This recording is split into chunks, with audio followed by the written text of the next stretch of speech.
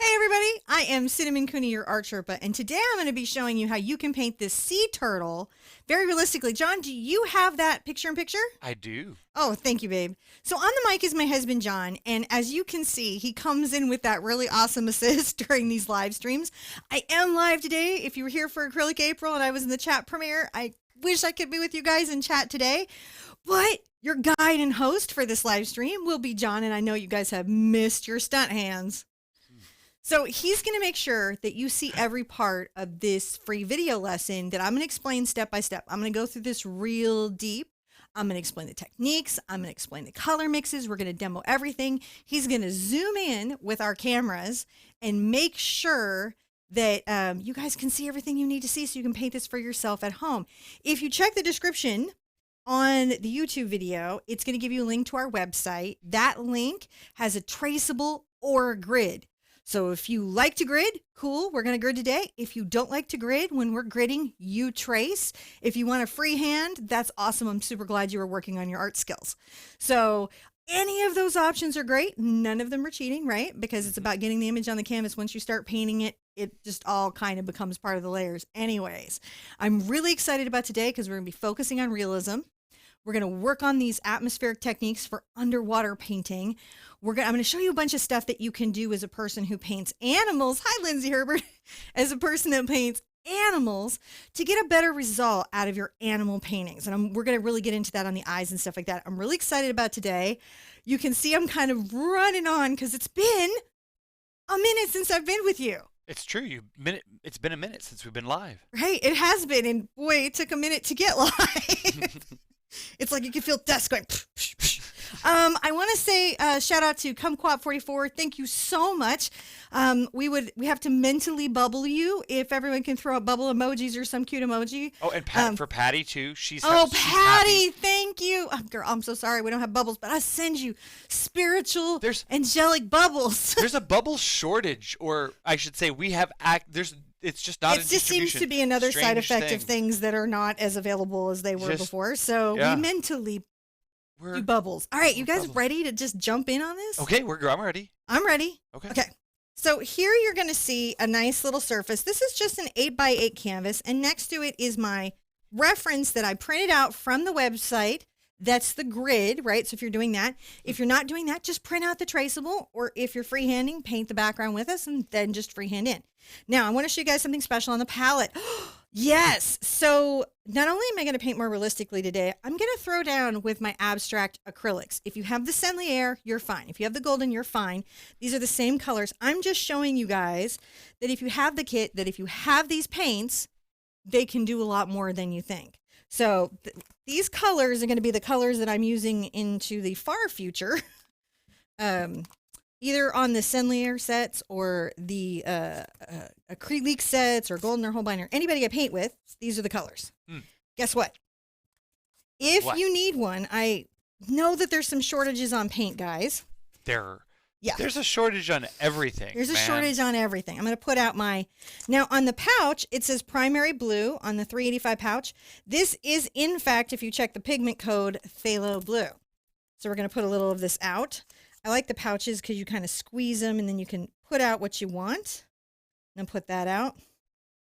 And then I'm going to put out my other blue, my ultramarine. This is a base for underwater painting that I like to use. It doesn't matter what paint I'm painting with.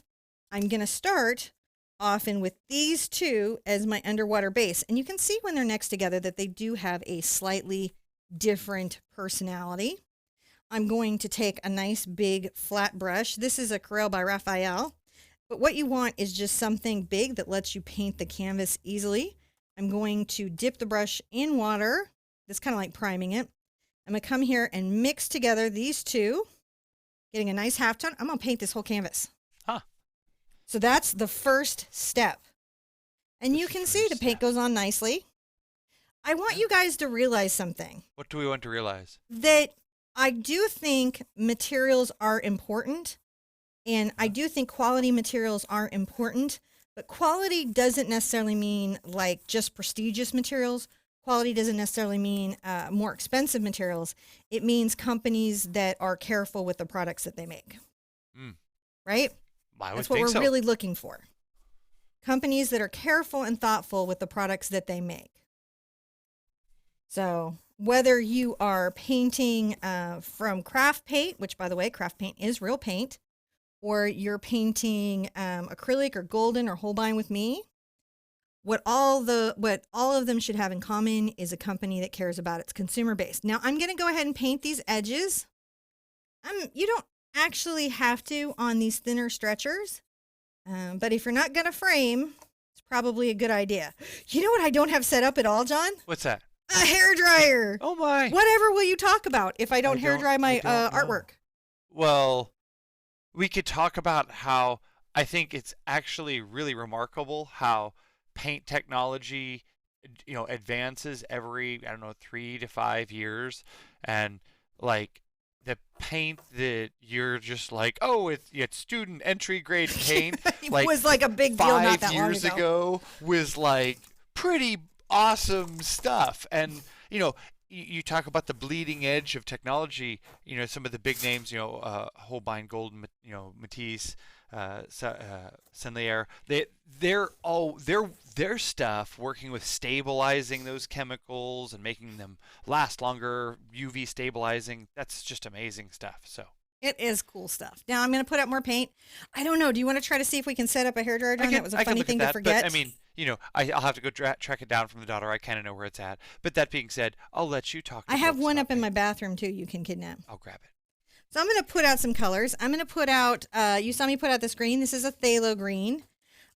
This color is called deep magenta, but it is in fact PR122, which if you painted with me for a minute, is quinacridone. So there's a little quin magenta. I will put out some purple because in water, I like to deepen it with purple, not with black. I just give some depth to the shadows without making a problem. And this is the dioxazine purple. So if you have that, that's what you've got. For all of you guys that are rocking your kits today, I hope this was a fun surprise for you. We put these out because we noticed that everybody was sold out and there was price gouging and all this crazy stuff going on. And we had tried to make some arrangements for the Acrylic April kit beforehand. This here, the color we have here, 613, is cadmium red light hue. If you're painting with me, you want to use cadmium medium if you don't have this exact one, right? So this is the equivalent for a cadmium medium. And the pouch here is cadmium yellow deep, but this is the equivalent for cad yellow medium. So I made some adjustments in these colors so that if you're painting with me, no matter what brand of paint you're painting with, you're having a good experience.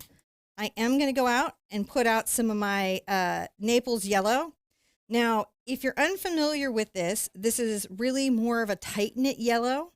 It is not a kind of Band-Aid color. It's a yellow green. So if you're going to use this in your thing, make sure that you get into the files or get into my extra resources. I have a blog about it on the website if you go to my blog that talks all about this color and exchanges and what you can do if you don't have it. Because again, this is painting, right? And you might not have a color, to particularly use in that moment. I'm going to put out some burnt sienna. So there's the burnt sienna. And then I'll put out my titanium white and oh my goodness, I moved my titanium white over to the table, John. I'll have John grab it for me as we do. Or I will go ahead and look for it. And I might have a tube of white somewhere else in something. John, yeah. My pouch of titanium white. Can you grab me a pouch of titanium white there? I'm going to sip my coffee and say hi to you guys. How are you doing? You've got your grid reference there. Do you have the other one, the plain turtle too, John? Yeah. Okay, cool.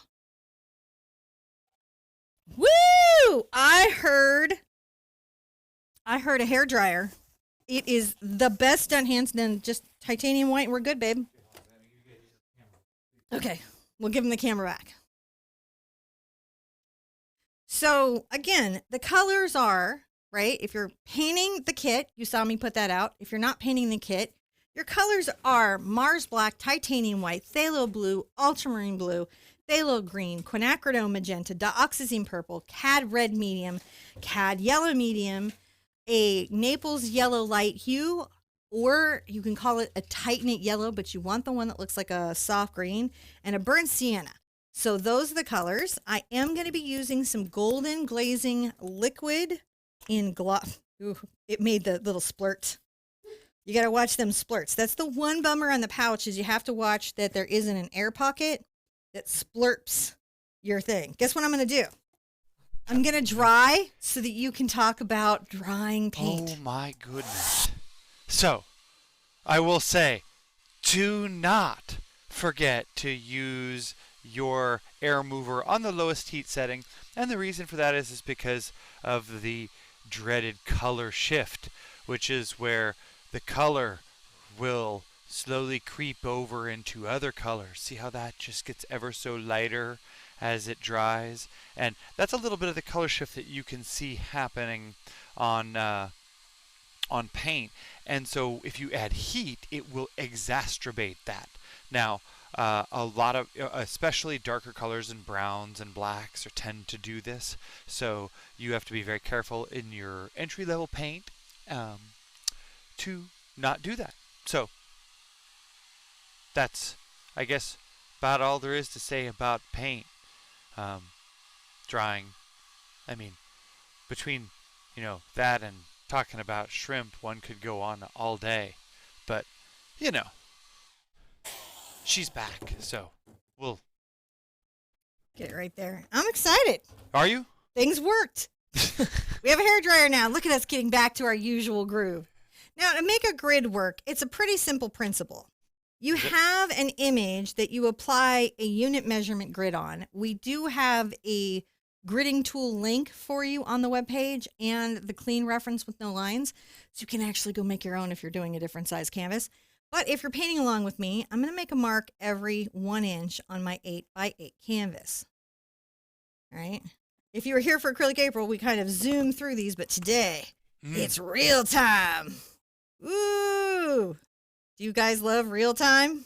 So what is that fancy thing you're using to keep your edges so crisp and square? This is my handy dandy T-square. Not to Blue's Clues up on everybody, but this is my handy dandy T-square. I want to say hi to all the moms out there. It is our weekend. Yeah? Yeah, I wonder who is painting this turtle for their mom. I'll bet there's somebody. I bet there's I'm just many using people. some sharpened chalk here that was part of my Dritz tool, but for reasons I'll explain later in our lives, my Dritz tool is missing. I'm not unhappy with it. I still love it. I just can't find it. That is all that happened. So you can see I'm coming across again, making these counterpoint lines. And what a grid lets me do is it allows me to take a complex drawing and break it down into more digestible bits. This is useful to you if you're trying to learn how to draw, because you'll start to see how objects are composed on a surface. You'll start to see the way lines and angles create the sense of form and depth. So if you're not ready to just freehand, but you're feeling like, I want to do something besides trace, this is a great way. Plus, this skill set and that gridding tool I shared with you will let you paint from your own photos with much more success. Now, once the grid's in, I like to match the numbers because I have a little thing where I can get lost in complicated spaces and shapes. And this helps me plot my location.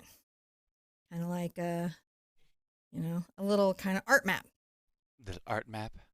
How this is going to work is I'm going to go to the line and square where there's some image in here, and I just draw what I see in the square. So if I see a little bit of his chin coming out here, and his little mouth line kind of comes down like that, I'm going to bring his nose up this way. You can see I'm just drawing what's there. All right? Drawing what's there. And if you draw just what you see in the square, it's going to help you duplicate what you're seeing on your canvas. But again, if you're not into grid, I had someone write me, was like, if I see you gridding, I just don't watch the video. And I was like, that's cool. That's okay. Because, you got to do stuff that's your thing. But I would highly suggest, if you like a traceable, just use the traceable at this stage. Mm-hmm. And don't worry that I'm gritting, because you don't have to do what I'm doing. You don't? No, you don't have to do what I'm doing to participate. That's not a requirement. I think that's important to know, isn't it? Mm-hmm. It is. We don't have to do exactly what I do. You could use a different color. You can use a different brand of paint.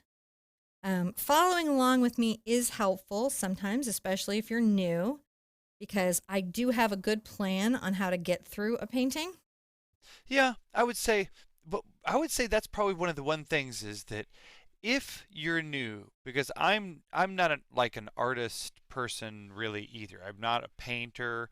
I do like working in metal and stuff. So at point being, follow the process because there's a lot of things that is that I found unintuitive at first that after I watched Cinnamon go through the sort of process completely, I understood it better. So there's a like one of the classic things that gets asked is why do you paint out a white spot for the turtle and paint the background around him, or as an example, right? You know, Mm-hmm. and it's because you're wanting to leave that white space so you can have a brighter colors or something. You know, Right. I don't know. I'm just That's a good guess. so, but Oftentimes that's what's going on is we're just trying to leave some colorful space, right, for our little turtle to exist in. but it's not until I've seen you do your process several times that I began to fully understand what the concept was.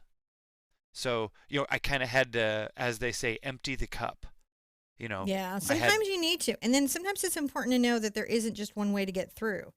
I will change my demonstrations of how we accomplish a goal Mhm. as we're painting. And the reason for that is to keep you guys out of the thought process that there is but one way. Because sometimes, especially if you're with a teacher for a long time, and as many of you have been with me a long time, one of my goals I set for myself when I started this was I didn't want to leave y'all feeling like there was but one way. it is the way. Right. There are many ways to get a painting done. Not if you're a Mandalorian. Even if you're You just get one way. Just one way to paint. Even if you're a Mandalorian. So, you know. All right, so if you're a Mandalorian painting along with us, you're going to have to post up your painting now so that, you know, So that we know. we can count you among us. You can be represented. Well, all are welcome, even Mandalorians. We'll take a bounty hunter. Honestly, at this point, we'd take the dark side. They have respirators. Well, we're putting together a Right. program. Yeah. They have masks. The dark side has all the masks. I think we're gonna work with some of the distant star outlets to provide painting programs so that they're not having to experience, the isolation quite as much. So, we're waiting to hear back from the Yeah. Imperial Navy to see what they have to say about that. One of our more like notes that we get sometimes is like, "What are you guys talking about?" Star Wars stuff. Here's the thing: the reason John and I talk during the painting is one, just to keep it from getting so quiet and so still that y'all fall asleep, Mm-hmm. right? Because that can happen. Turtles and chalk. That's I love my wife, but I'd be snoozing. I mean, you don't have to admit it, but yes. Now that I have this here, I'm going to show you what I do. I can remove this very easily with a damp brush. Now, why would you remove it? I'm just showing you guys. I But don't I mean, have like, to. if It you- would paint out in the next step, but sometimes I'll demo something because I know you at home might be having a slightly different experience than I am. Is it okay to leave it in though if you want that reference? Yes, you can leave it in if you want that reference. And it won't affect any of the paint. It won't affect the paint. Okay. If you're still getting lines after you dust off, what's happening is you're pressing too hard and your paint is still too soft and the pigment and lines are going embed into the paint. We've all done it. I'm going to take a nice mix of my phthalo blue, my ultramarine, and look at that, a little of my phthalo green. I'm taking, this tool is a number 8 cat's tongue. You can use a filbert here. And I'm going to go ahead and just paint in another layer, kind of smoothly, that's darker. Right? Another layer that's smoothly that's darker. I bring this up here. Sounds like a new jazz album. It does a bit, right? Smoothly but darker. Smoothly but darker. Well, the smooth is because distant water, right, won't have a lot of streaks. So you're going to want a smooth application of paint here. We're going to just smooth that out and make it soft as we can. But you can see it is dark, right? That's a darker value than what's underneath. And if I need to go even darker, remember what I said about the purple? When you get the purple in it, it deepens that value again. I'm excited why you got that pile of pink on there. That seems like an unusual. Oh, it's just for little parts of the turtle. And also I might make the coral brighter than it is in the reference. I'm just like... Sometimes when you're painting nature, you know, nature doesn't necessarily swim right in front of the scene. You wish it would swim in front of like the brightest coral you've ever seen. It doesn't always do that. Nature swims where it feels like it needs to swim for food and stuff. So you got your dolphin eyes on. You got your dolphin eyes on. So you can, you can see the Quinn a little bit better. Those. And some of the other subjects. Those things might be a little more saturated, so they pop a little more. So now when you're looking at this, right, and I say smooth application, zoom in, John, so everyone can kind of see what's going on there. I want them to have a sense of it. Now I can come through with a dry, soft brush, one of my amazing mops, right? Something like this. And I can smooth out bumps and things as needed. See?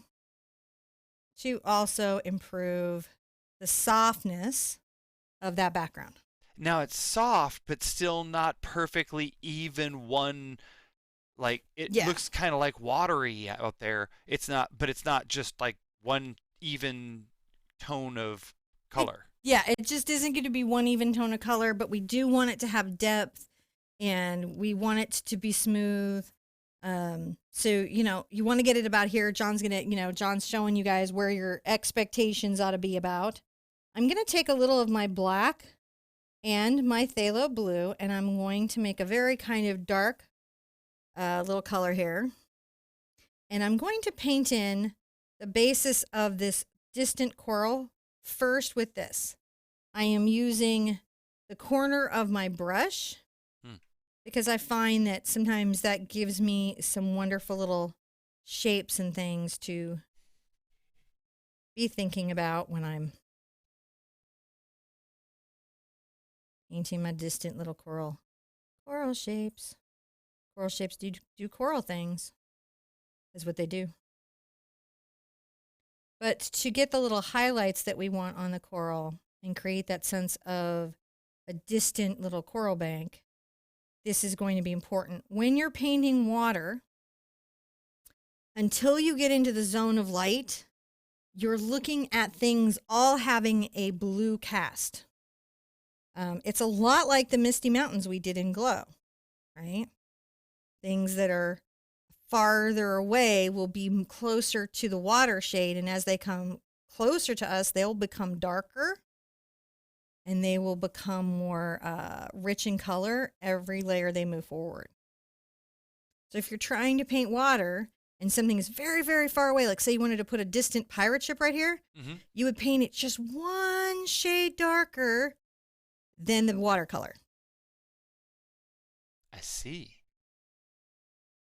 And that would give a sense. And I'll demo some of that with some distant fish maybe. Oh, man. That's awesome. And come around Mr. Turtle Face here. And continue to make these little natural kind of shapes that coral makes. Coral makes so many nice little shapes. It does. Just wiggling my brush. Gotta love a wiggle on your brush. How is Mhm. everybody doing? Really good. We're back to our deal. Yeah. I missed our deal. Yeah, Acrylic April is like a good time because it's all panicky. We're, you know, doing all of the production stuff, but Well, we and tried to pull off a lot more stuff this year. yeah, Which will be pulled off, but delayed. yeah, Delayed, but pulled off. it's okay. It's okay. Amazon said we'll talk to you later. But you know what we did manage to get pulled off, even if delayed and at the perfect time? We're kits. So we have paint kits. If you're That's out true. of paint, you can't find paint anywhere, we have some paint. There's some of those out there. That's fun. It's not an unlimited supply. And we are doing some stuff with our friends because we have a lot of Canadian and international viewers. And we couldn't get the kits to you guys. Guess what we're doing? We're talking to King's Framing and Art. Oh, They that's have right, yeah. everything that is in our kit in supply. And we're going to work together to see that you guys can get a kit there, even with a special code. So watch for that because that's something that we're working on. And if you're looking for art supplies and you are in Canada or you're international, check out King's Framing and Art. They have a lot of stuff in stock. And not a lot of places have. I was on Jerry's, all gone. Yeah. Yep, all gone. All the art supplies are gone, gone, gone, gone, gone. So I'm just going to go there and you can kind of see this first little layer, right, of deep coral that could be happening. And now we've got this sort of sand embankment that's around him. Actually, I think we could do another little bit of dark color underneath his belly. A little extra. When you're painting animals, it's in the details, right? It doesn't, whether you're painting very realistically or you're painting very loosely, the details still all matter. Their environments, the way light hits them, the things that make them elementally what they are. So, you know, pay attention to those shapes and spaces as you paint because it will make a difference in the outcome. There's some definite animal requests happening here. Are there? There's a big request for a sloth. We should. Done. I'll do it. I don't know if I'll do it on Facebook. I don't know if I'll do it on YouTube, but I'll do a sloth. We'll sloth We had it up. slothy in watercolor. That was pretty good. That was pretty good, but we'll do a sloth Just sloth. in acrylic. We'll do it. Get it. We're gonna get it done at the sloth pace of painting. So I'm gonna take my two blues, right? My two blues, and this time I'm gonna put a little white into them. And I'm gonna come here and start to paint the sandy bottom.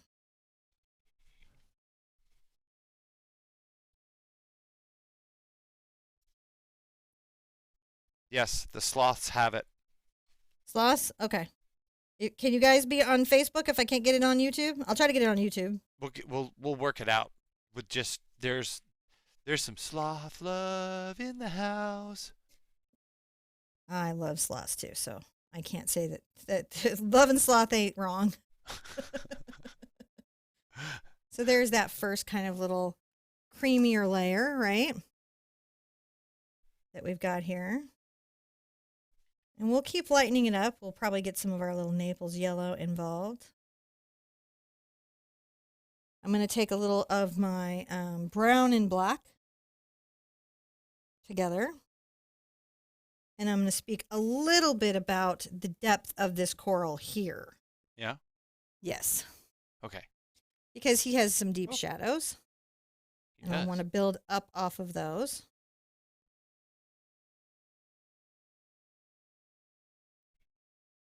I can always lighten. I can always do lots of stuff. But getting those nice deep shadows in, I really enjoy. It's easier for me to get these big blocks of shadows in and then paint the little pops of highlights to create those values sometimes than going the opposite way. Cindy was asking. Hi, Cindy! Did you grab a tad of white paint there? Yes. Okay. So what we did is we took our main water mix and we just added a little white to it. When you're painting your sandy bottoms, it'll be your watercolor with a little bit of white to it. We may get a little bit of our Naples yellow in as we go, but it's really about kind of talking about values and tones. Values and tones.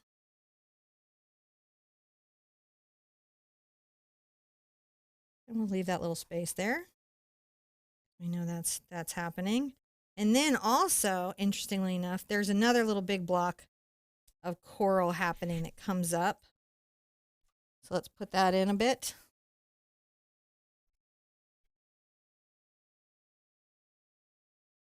And say, oh, this kind of comes here, leaving some interesting shapes to work with.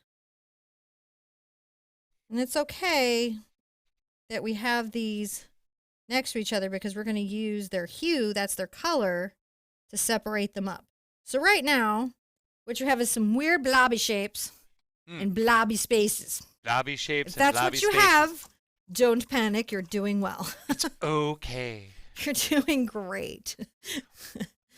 And while all this is having a dry, I'm going to come in and put some kind of beginning colors in on my little turtle. I'm going to take a little bit of my yellow into my burnt sienna, and I might even get a little Naples into it.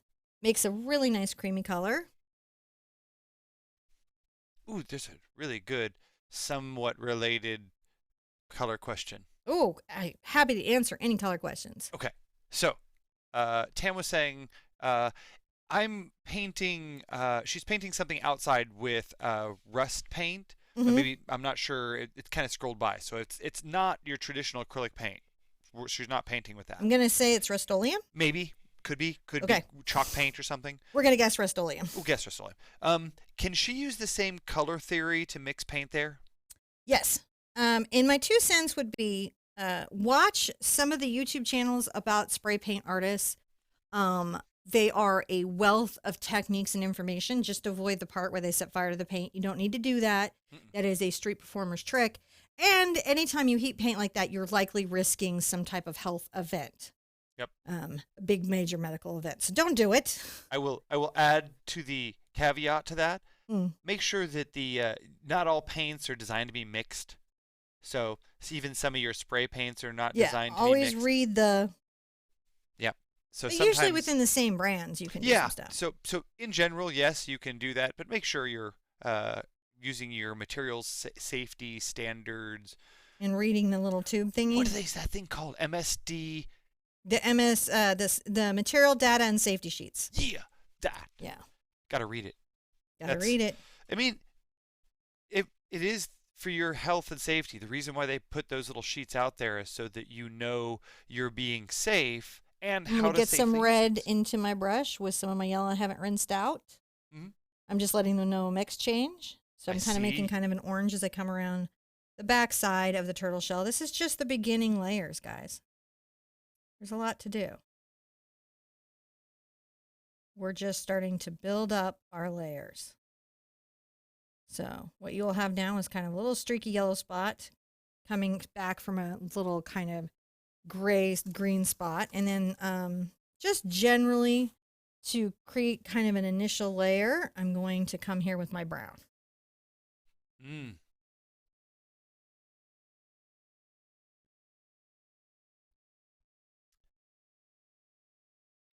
We're just doing what's called blocking in. Man, we've got folks from all over the world with us today. Who's with us today? Well, I saw Marco from Mexico and Sahid from Saudi Arabia, and I'm sorry if I said his name wrong. I've saw some folks, I want to say from Finland and Sweden and Canada, and of course, we're represented here by many, many Americans from all over the states. Who is still home? I think everyone, well, I mean, there is your connectivity outside, and it's been so long that I've forgotten about it. But in general, you know. So we're putting in the basic shapes, right? So this is why a lot of times artists will talk about it's not kind of a big deal. I'm going to take my brown. Did you guys notice it? Into my blue. I'll go ahead and get a little bit of white onto it to finish off his little fin. There we go.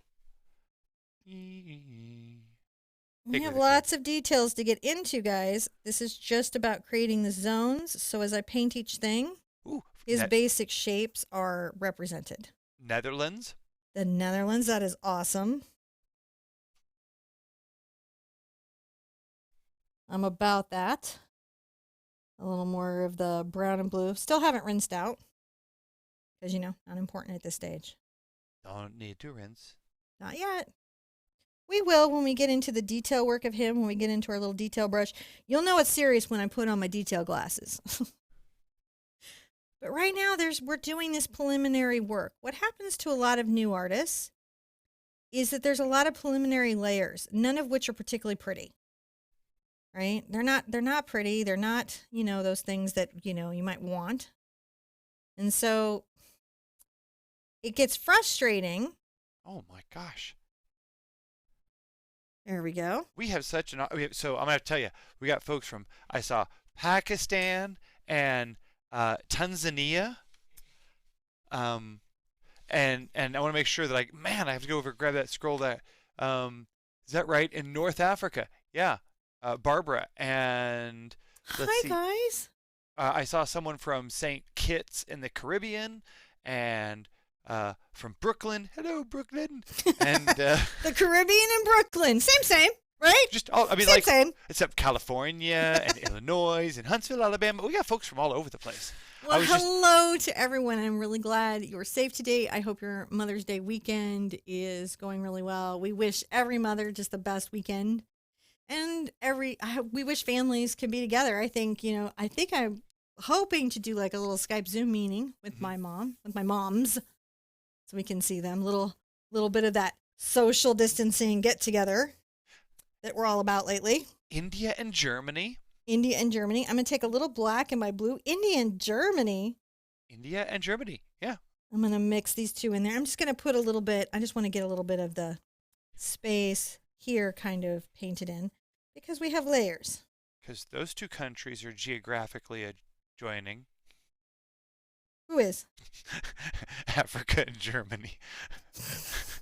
Sure. I'm going to add a little bit of more kind of different value. This is a little more white into the mix. I'm kind of coming in and, as you can see, making sure that my sand is... Oh, Ireland. UK. Man, folks from all over the place. I love that. I think John missed y'all. I did. It's kind of cool to get together with, over 600 of your closest friends that are in, I don't know, what have we labeled, what we've called out here, dozen countries. Mm-hmm. So that's pretty cool. I'm just taking some of the deep blue and making sure that this is, kind of worked out. Fun stuff. Guess what? Distant fish now. Distant fish. So we lit a lot. Sometimes in painting, what you're going to do is you can hair dry, or you can, in your painting process, paint in areas that could use a layer that maybe you're not really focused on, but will be focused on soon, allowing another layer to dry. So if you don't have a hair dryer, that's a good way to do a workaround about it. I'm going to show you some cool tricks here. Let's put in a little school of lots of little fish. My goodness, so many little fish. So first I'm going to take a little bit of my blue and green and a smidge of my white here. I'm trying to create some distant fishies. Distant fish. We're going to come down low, wow. And there's lots of shapes. So when you're trying to paint touchy camera, a lot of something, right? And you can see this isn't much lighter than anything else. These are the distant fish. Distant fish. Now, are you using that trick called atmospheric perspective? We're going to work on some atmospheric perspective. And what that means, if you haven't done the big art quest, is that in perspective, there's linear perspective, the way lines converge in, architectural objects or the, things that you can see like railroad tracks, kind of man-made stuff. But there's also an atmospheric perspective, and that's what you use in landscape. And that's about the fact that the fish that are closer are slightly brighter than the fish that are far away, which are mostly just a solid blue. Right? So that's what you're playing with. Right? And we're going to make a bunch of them. Also, some atmospheric perspective is that our distant fish right? Some of them are small. Some of them are a lot smaller than other fish. So what you're wanting to do is paint a lot of these little shapes. The ones that are far away, you won't have to be as detailed about. The ones that are closer, you'll want to capture more of that fish's just sort of like sharky little shape. And we have to put little yellow pops on there. So there's a lot going on with these fish. Let's make a nice little curved one that's kind of coming forward. This is also true in birds. We're going to be doing a similar thing with some birds later on in the month. It's a little birds flying near a tree. How do we talk about that? So you just want to make lots of shapes, some big, some small. Guess what? There's a bunch of these. There's lots of them. So many. So, expect what, you've got here. So what is it when you get a whole bunch of fish together? What do they call that? School? That's right. It's a school. Were you really concerned I didn't know? No. Oh. It's like, am I being checked to know? It's a test. Because your knowledge of aquatic animals and their naming conventions is definitely what our show is all about. Yes. Don't teach art at all. We teach the names of animals. So we're also going to teach some gesture. And I don't know if John can show you up close. Yeah, I can. But these little dots, they have little implied curves, right? We'll see them more when we put our little highlights on. But the shapes of the curves, the stuff that's happening helps us really feel like, oh, this is a school. This is how we're getting this done. So a little more of the white into it as we paint some more of the fish that are maybe more noticeable. Now, which brush is this here? This is my number 4 round. Okay. And what this brush is about, this is from my Art Sherpa line, and you can get these a few places. I think a lot of places are sold out. I do think that there's maybe some at the Brush Guys. Check Michael's. I don't know how restocking is going for everybody. But they're online. You can see that these fish are maybe a little bit brighter. I'm going to just do a little implied line here. And sometimes you're going to almost like kind of do these sort of weird lines because your fish are at many different angles, aren't they? Mm-hmm. A school of fish isn't just the nice lined up little grouping of fish. They're a hot mess. They swim, they change directions. They have that sort of little fishy mentality of we're all together, but they still will do a lot of unexpected stuff. So in your painting, if you're trying to make your painting seem a little more realistic and a little more believable, make sure that your fish do fish things. And then if you paint like a few fish, right, with a little more detail, it will help create the detail for the rest of the fish. So if some of your fish don't have detail, that'll be okay, because the few fish you do have that have a lot of detail, those will be the ones that carry what you have going on. That sometimes they imply the rest of it. They really do.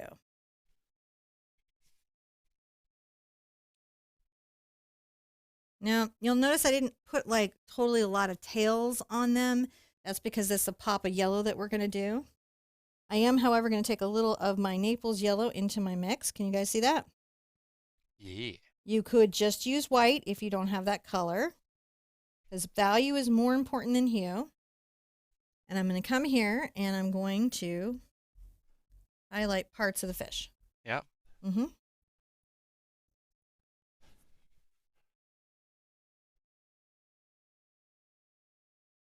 Highlighting parts of the fish. And if you're not sure where to put those highlights, use your reference photo and kind of look like what's highlighted. Well, generally there's reflective areas on fish. Yeah. Bellies and backs tend to be reflective. It also depends on like where their light source is. These little distant fish, they'll have very little reflection. Those are very little shiny bellies. Yeah. And we're just giving a little bit to these little fish. Hmm. We're taking the time to paint our distant objects and our close objects.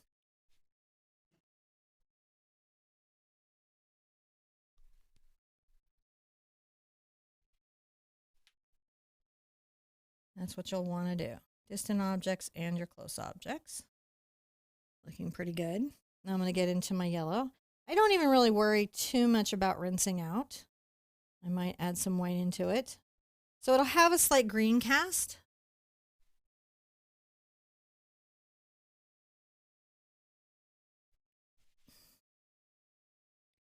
These little fish have very noticeable little yellow tails and fins.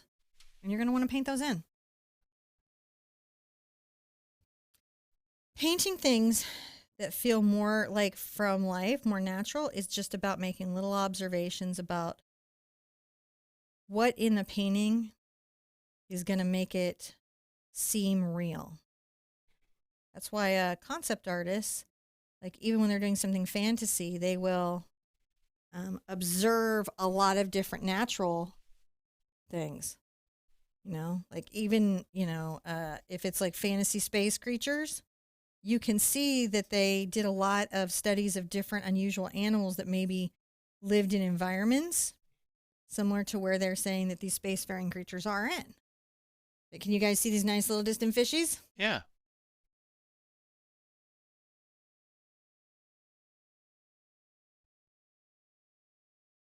Little fins coming down.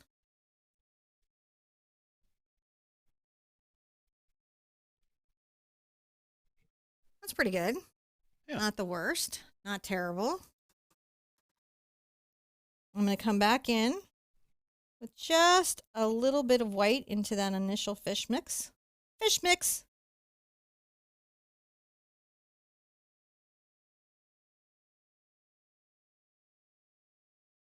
Just a couple of them. Not every fish.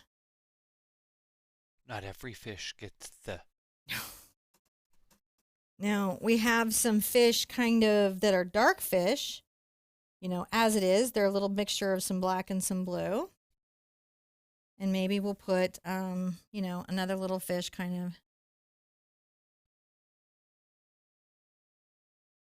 he has a little bit of a thing here. Mm. And I'm going to make this one actually kind of curved. Now, can I ask a question here? And I'm going to grab a little of this white and just put some little markings on this fish. And that one too, look. Yeah. Little markings.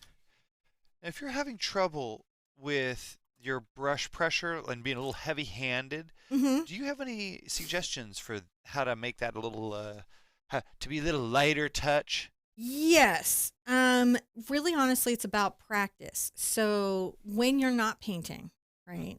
Because there's a lot of pressure when you're doing a painting. Because you're trying to get something accomplished. You're trying to do some art and feel great about it. And so every brush stroke seems really critical. Even though it's not, it feels like it.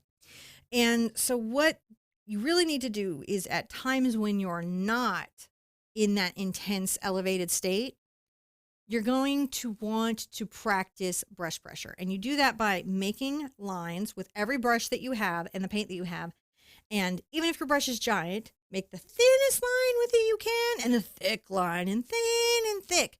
And as you do that, you'll start to feel how the weight of your shoulder, your body, your kinetic pressure comes through your arm into the brush. And you'll feel the toe and spring of the brush because it's kind of a bit of feedback. And then you'll just go, oh, this is how light I need to be to lighten the line. But you'll have to almost do it with every brush because every brush has a different personality. Does that make sense? It does. Okay, I like that. I'm going to get back into my little cat's tongue here. Mm-hmm. And I'm going to come in and take my blue, my two blues, which are lovely. Maybe a little green into it. A tale of two blues. Yep. And the I like yellow. that. A little bit of the Naples yellow because I just like it. Yeah, it's, you gotta. It wouldn't be Three's Company without a little Naples yellow. I'm going to take just the toe of my brush. You could use a little detail brush. That's so on point. I mean. And I'm going to make a little coral shape right there. Mr. Roper's Mr. Roper's coral painting class. is, Naples yellow jumpers. On this one, maybe I'll use a bit more of the edge and kind of imply some of these little stuck up little rows of coral. Right, you can always wiggle a bit in. The trick here will be to leave in dark. I'm going to get a little more blue. You're going to want to leave in dark areas. Come and do the tops here. So we're talking about them, but there's not as much information. They're distant. We're just doing a distant run of coral. Here at the far corner, there'll be a little more blue than with the white.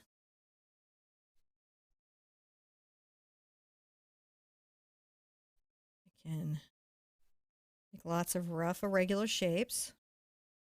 See these rough, irregular shapes? Mm-hmm. They're going to imply different little coral beds.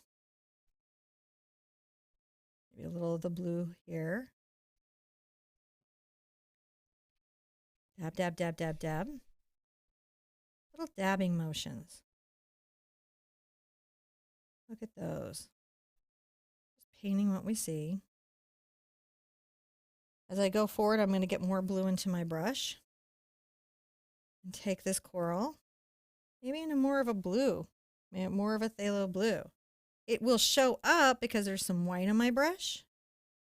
But we're kind of making this more muted, aren't we? Isn't that nice how we're able to do that? Very much. So there's little values that are happening. You can kind of see the little wiggles. And my goal here is to leave these dark spaces. It can be hard to learn how to do that, leaving dark spaces. I'll rinse out my brush. I'm going to come back with a little bit of my black and blue again. Interestingly enough, I'm going to deepen up a kind of forward coming layer because it's darker. When you're painting with non-pro paints, right, student paints, economy paints, what you're going to want to make adjustments for is that sometimes you do more layers. But in this type of painting, it's almost good for you. Like it almost works out in your favor. Because regardless of what type of paint you're painting, you're going to need a lot of layers here anyways. Mm-hmm. The fact that you will naturally do that in these types of paint is good for you. Thought I got some stuff on my little shirt here. I was like not loving it. Come back and add some dark. More blue. More blue. Just building up that feeling of coral. Am I in the way of the camera, babe? I want you to just be able to get right in there. I'm going to try to step out of the way as I can. I was sipping coffee when you asked, so I... Now I'm going to... I'd love a fresh cup of coffee. Oh, me too. But... Maybe we need to do the pee break and make a cup. Who needs a cup of coffee? I don't know that I have it loaded. Oh my goodness. Let me see what I could do. You have a teenager? I have, who's homeschooling right now? We could get coffee. Oh, hold on a second. She's not really homeschooled. She's, like many of your kids, schooling from home. How are y'all enjoying that, moms? So did you notice I put some little dark spots in the sand out there? Little dark spots are important. I'm going to add another little dark spot down here. And coming through here. Maybe something a little dark right here. I'm going to get some brown. And I'm just going to put it right on my brush. I'm not going to worry about the colors that are on it. And I think about all this. Even though I might probably take it into the orange and pinks. This is a nice deep value, little black, to start to talk about this particular bunch of coral about. Even come back here and we might say another layer. I've got it loaded. If you needed to, we could. Could we? We could coffee. All right, everyone. It's a good time if you're painting with me because we've been really powering through. It's a good time to change your water. It's a good time to go to the restroom. It's a good time to stretch and breathe if you've been holding your breath. It's a good time if you're painting live to have a nice relaxed catch up to where we're at. John will put, oh, he's going to put this really fun thing on, right? So you guys do you, and I'll meet you right back here I'll have my fresh coffee. You'll have your fresh stuff. We got more to go. It is, like I promised, it's a nice long day, like I promised. Okay. All right, we'll be right back.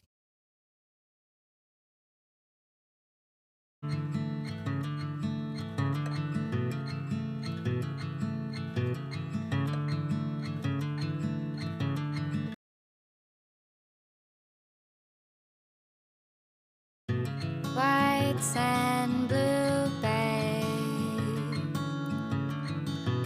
hand in hand, slept there for days. Light wind, gray haze, eye to eye, we parted ways.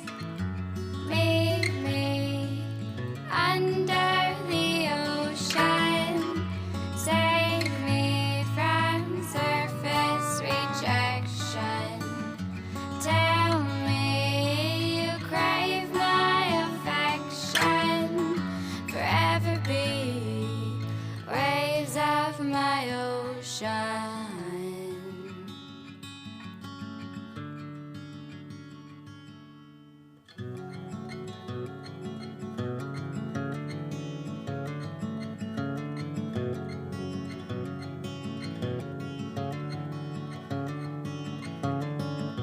Soft stepped hard shells, shallow whispers in deep swells. Help me catch my breath, we're getting higher. Imagining your face, you're my desire. Meet me under the ocean.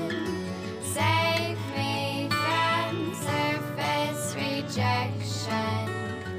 Tell me you crave my affection.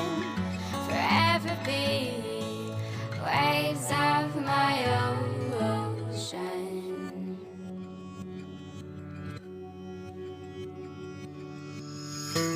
Take me back to where it all began. Show me myself without the shell. When beauty was enough to save you from yourself.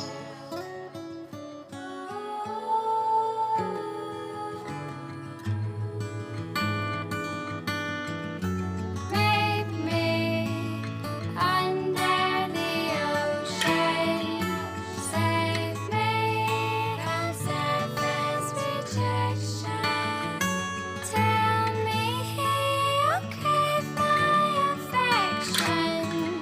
Forever be waves of my ocean.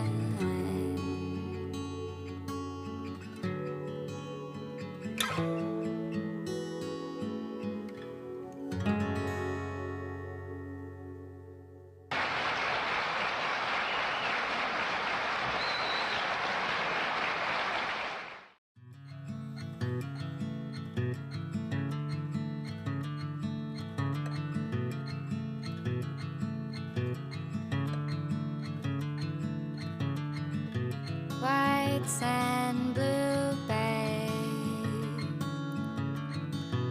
hand in hand, slept there for days. Light wind, gray haze, eye to eye, we parted ways. Meet me under the ocean. Save me from surface rejection. Tell me you crave my affection. Forever be waves of my ocean.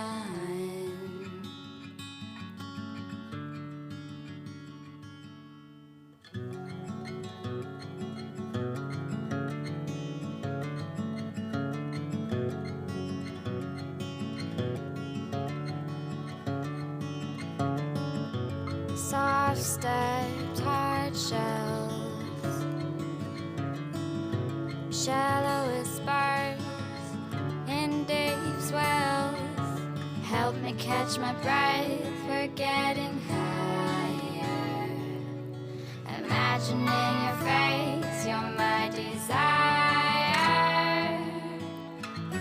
Meet me under the ocean. Save me from surface rejection. Tell me you crave my affection. Forever be waves of my ocean.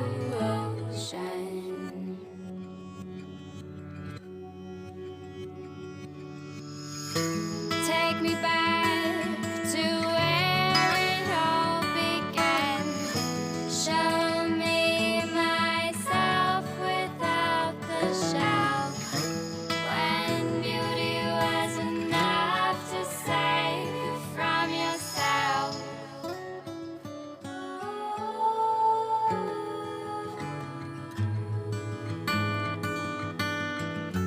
Make me under the ocean. Save me from surface rejection. Tell me you'll crave my affection. Forever be waves of my ocean.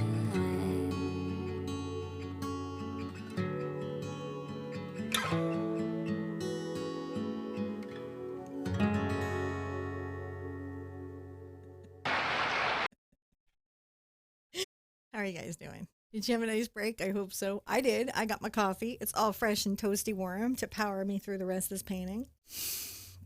When you're doing longer projects like this, please pay attention to your pressure and body posture. So, like, are you hunched over on a chair with your art and a pillow? If you're doing that, you need to really, I would advise actually changing your painting position. But if you can't, straighten up. Make sure you're taking care of your body. Let's do a deep breath. Calm artists or thoughtful artists, we're able to do more techniques from a calm place. Frustration shuts down our creativity. So, Yeah. All right. Oh, okay. I'm ready. Are you ready, babe? Sure. I mean, like, Sure. I'm always ready. You're always ready? It's like a video game for me. I just, we pushed pause and I got to go get a coffee and now I'm back to pushing buttons and playing with the joystick. Now you're back to pushing buttons. I'm liking my little coral as it pops into reality. I'm going to dip my number 8 cat's tongue again in water. I'm going to come over here with a little, I like my Naples yellow and my white together. I think it makes a nice warm mix. I'm going to make kind of a light-ish color to maybe catch just a little bit of some more highlights on this coral here. Because this is sort of in this focal area. So I'm going to just dab the brush down. In art, we have this thing called implied line. And the coral actually creates these implied shapes and lines by how the shadows and highlights are. So when you're trying to create something that looks like that, pay attention to those lines. Pay attention to those spaces. You can do it. You really actually can.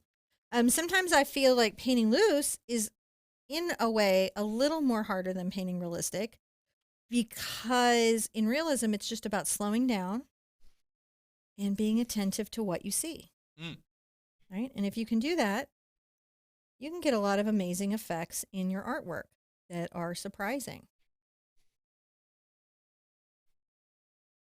We're going to just, have little bits of highlighted coral here and there, but it's not over everything.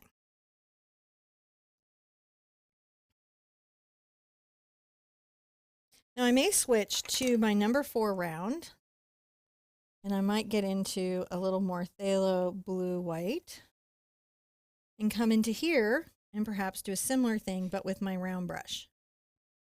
So what I'm essentially doing is capturing some of the highlights of little bits of the coral that the light is catching. And making those little textures, those little patterns, will help the coral kind of pop out of the background.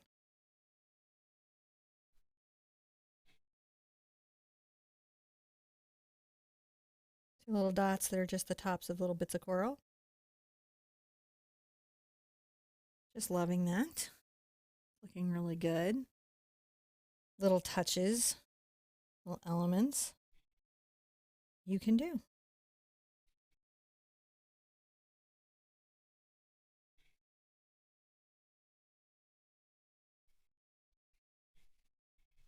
You can paint as meticulously as you want, as you're willing to give yourself time to do.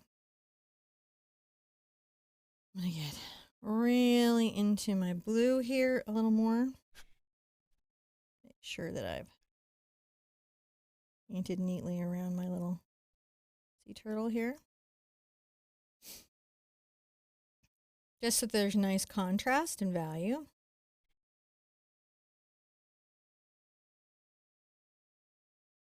Now we have some fun sort of back coral to make, and let's now play with our artistic license. Now that we have our distant fish and our layers of coral coming forward, let's play with our artistic license. And what I mean by that is you can kind of see sort of undertones to the coral, but they're not very saturated and bright. We're going to make them just a little bit more the kind of color it seems like they could be. I'm definitely an unlicensed artist. Are you now? I am definitely in that class of unlicensed artist. So I'm going to take my brown and my cad yellow.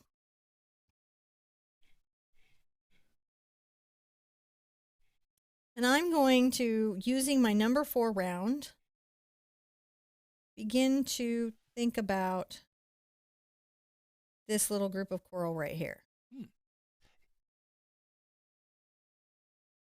I like the corals, how they're coming together. Yeah.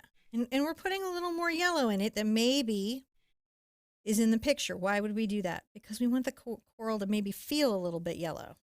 And when we put a few highlights in, this will help it do that. You've got your dolphin eyes on. I've got my dolphin eyes on. You can see like Kevin the Kraken sees. I see like Kevin sees, yes.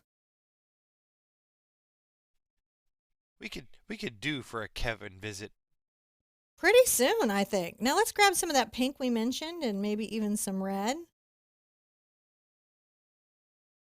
Ooh, This is a deep color, but it will register as very colorful in your painting. And see how I'm wiggling the brush?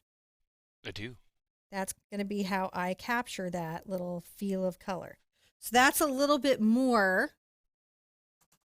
than, it wanted to give us. I'm going to go back now with a bit of my brown and black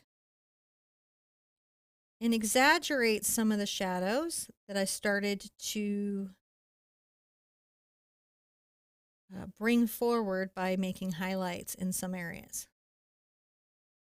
Let's see how we're creating these little shadow spaces that might be somewhat interesting. I do. That's helping us rinse out thoroughly. Now I'm going to put more yellow into my brown and yellow mix. I'm going to grab some white.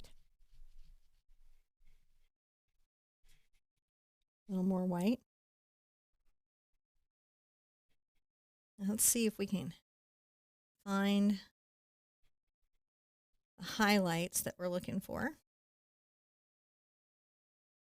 Exaggerating them in this particular piece of coral, making it just a little more colorful. But by not taking it into like a almost cartoonish level of colorful, we're able to saturate up our reality without pulling it out of any space where it still feels like it's a natural painting. So that's the trick. When you're trying to make something that's natural just a little bit more with your artistic license, and you want to still have it feel like it's a little bit real, just keep it just somewhat muted, just a little bit muted, so that those pops of color don't stand out as so strange, right? Like the magenta and here, it's definitely colorful, but it's not standing out as a strange thing. Now I'm going to take just a little bit more yellow into my brush in just a couple places. Yep, there we go. You know, put a bit of that.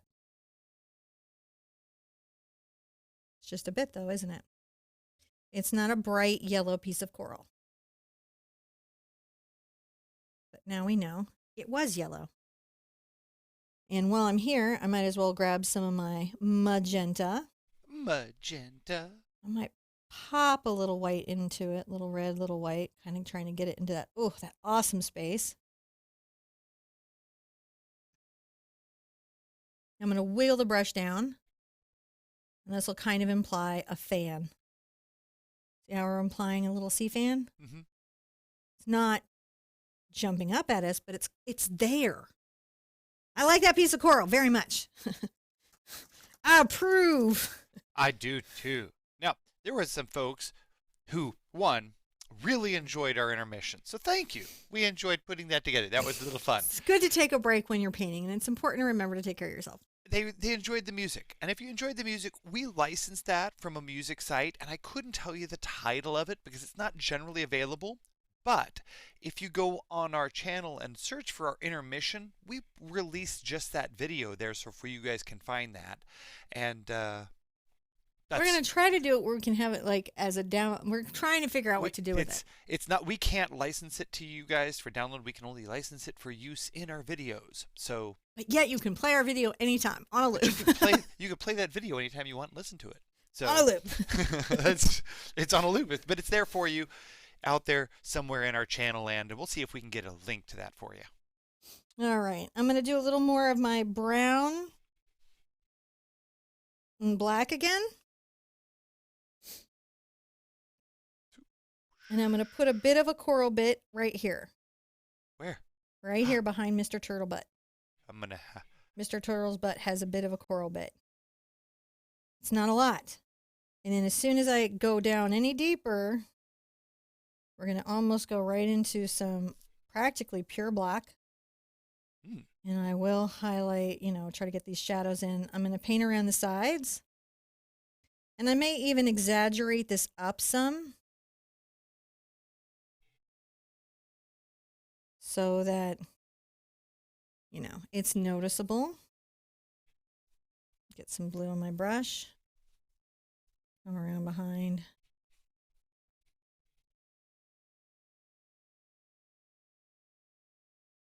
Just making sure everything feels real and natural. So it's a bit of a soft thing.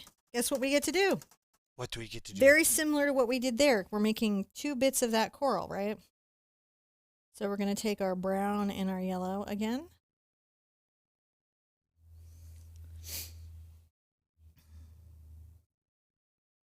And tap up some shapes. You're kind of familiar with how we do this now.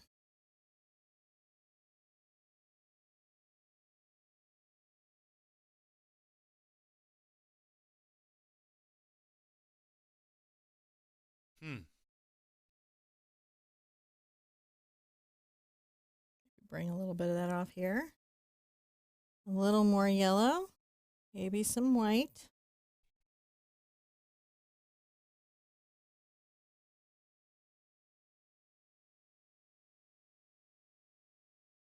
Tapping a bit across there and speaking to the small parts of the coral that caught some light. You see that coral now? This turtle makes me think if, Teenage Mutant Ninja Turtles was set in, say, Southern California like San Diego rather than in New York City, how would Michelangelo, Donatello, Raphael, and what was the other one? Donatello, Raphael, Michelangelo, Donatello, Raphael. I forgot. Anyway, Donatello, Leonardo. Michelangelo, Raphael, and Leonardo. Yeah, those 4. So how would they have been different if they grew up in Southern California instead of in the sewers of New York? So different. First of all, there would not have been fighting. There would have been surfing. There would have. I think I'm like, dude, I don't want to like mess with the client. That like seems like the foot's really like not cool, dude. And Foot? I'm just gonna go catch some righteous waves and not even get involved.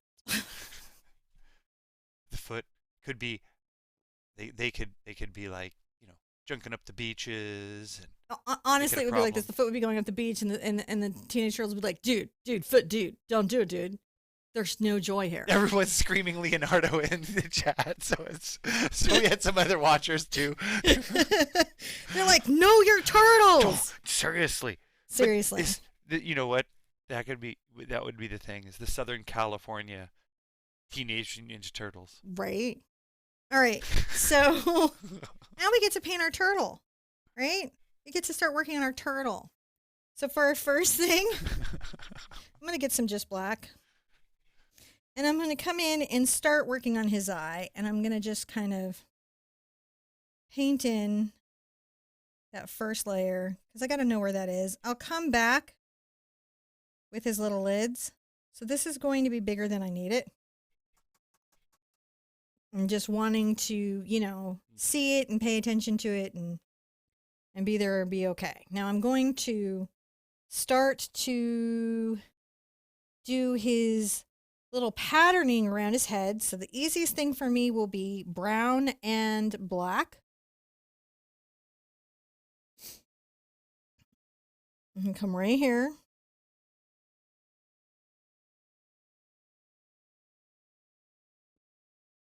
I'm going to bring this around.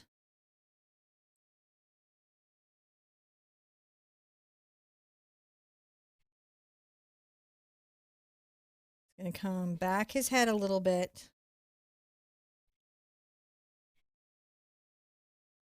If you paid attention to his mouth,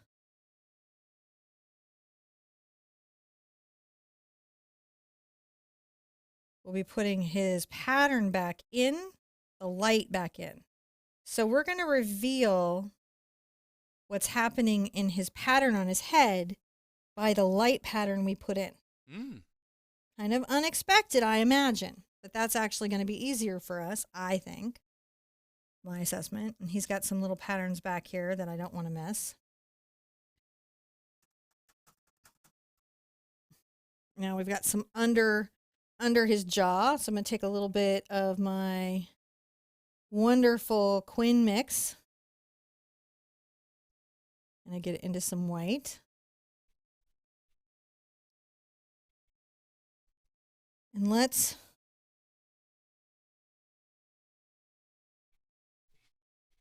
kind of fix his lower lip.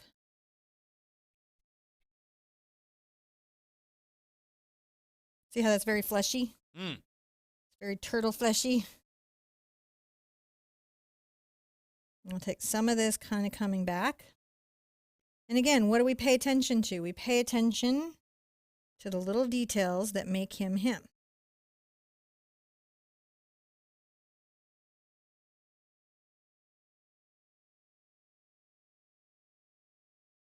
Then a little brown and yellow. Haven't rinsed out. Why don't you rinse out? Because sometimes the color that's on my brush kind of creates this unification across an area of the painting. And I've heard you say that because the color doesn't exist in just one place, so you like to mix it out rather help unify the. Exactly. I come over the top here, a little more yellow.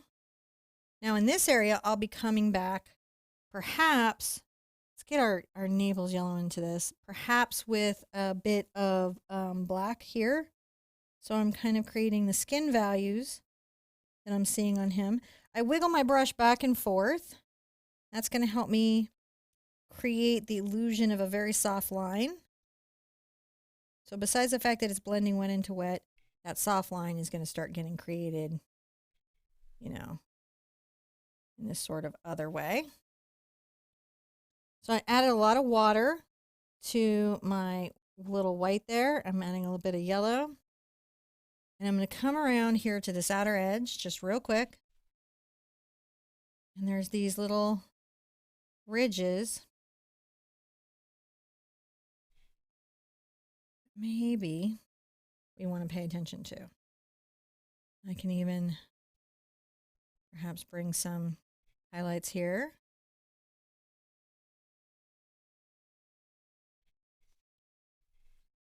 Just shaping out what we're seeing.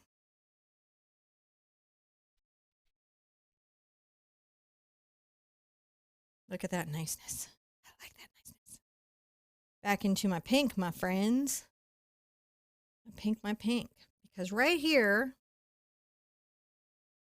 on the edge of his finny fin, there's a pink edge. I don't know if you guys noticed it. I But did. it was beautiful.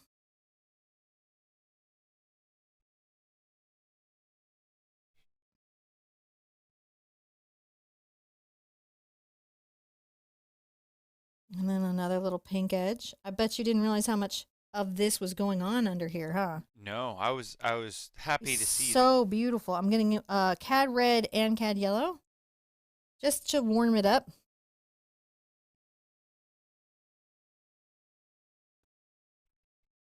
And then he's got a little bit of light happening here and across the bottom of the shell. Definitely there's some really wonderful color right here, which I think is the inside of another fin.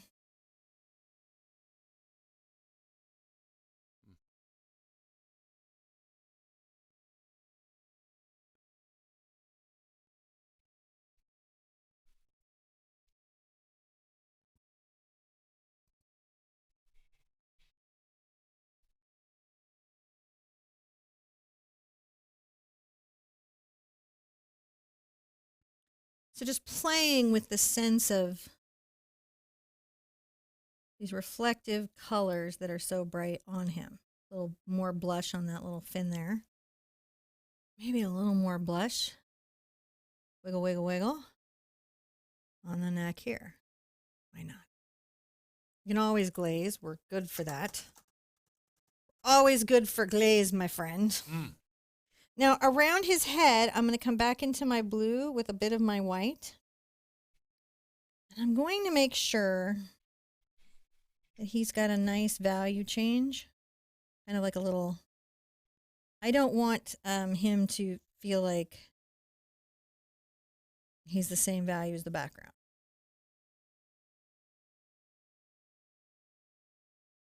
So what I'm going to do is I'm going to come in and do this, and then I'll come back with some blue. Just pure blue. And that's going to help me So kind Amy of said, lighten up that zone so his head shows a little better. Does that make sense? Uh-huh. Sometimes you'll do that in a painting. You'll be like, man, I think you need a little... Let's wiggle it. Wiggle it just a little. No, I'm fine. Things are fine. You're fine. You're in good hands. Don't panic. Amy said that he says, "Dude, Mr. Turtle's my father. My name's Crush." If you do this bigger, you're going to just sort of double the time in construction. But to paint him bigger is the same as to paint him small like this. And so sometimes when we do these 8x8, I can take you on a much more in-depth art journey without holding you up for 6 hours. And We're not going to be here for 6, don't worry. it's luckily we're recording to solid state media, which has lots and lots of storage, so I'm not You're not even worried? not even worried. All right. I'm adding a bunch of yellow to my brown. And I'm going to come here. You say that right as the disc full warning pops up. Did it? No. Oh. I'm just saying, it's like, The irony of our lives. Yeah. This is the irony of our lives. This And you could beautiful tell little by shell. the panic in your voice when you were like, really? Well, because it could happen, man. That's like a thing that would happen. That's a believable problem that we could have. For sure. I'm going to get a little of my Naples yellow in here to lighten it. And I'm going to just start to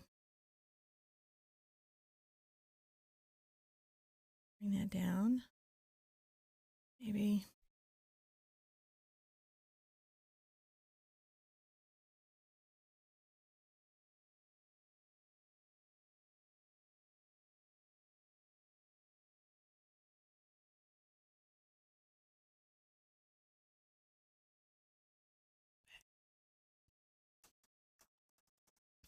Is like him so much. Okay, so I'm adding some white to my brown and yellow mixture. And I'm going to come around his little eye.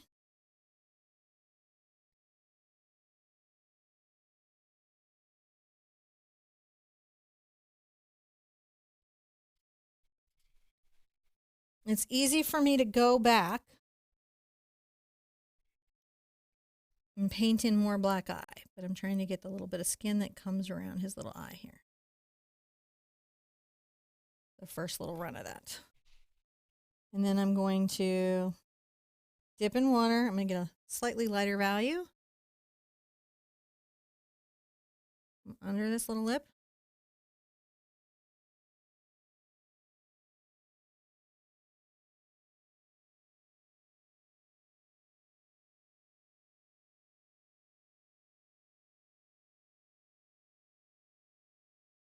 That's not bad. Under the lip, let's grab a little black. It's okay if it has some brown mix in it. Yeah, a little bit wet. Let's paint another thing that is not wet. Sometimes that's what we've got to do. Now I'm going to take a little bit of my ultramarine and my white.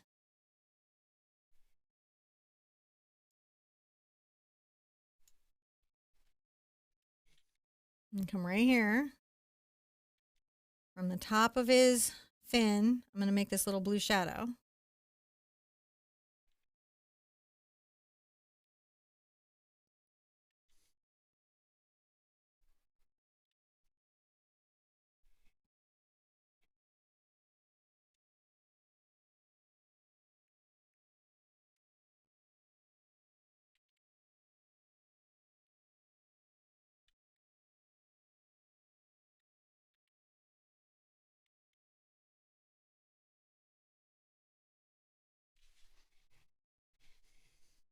A little bit of this blue coming down here. Wiggling the brush to soften the line. I'll have to come back and put patterning in later. I can come into my pink. And this is going to be interesting. It's going to get me through a halftone. That's going to be between this blue and my magenta here. That's a nice transition.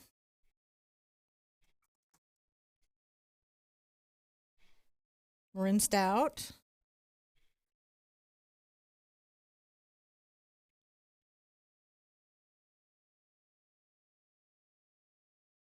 And now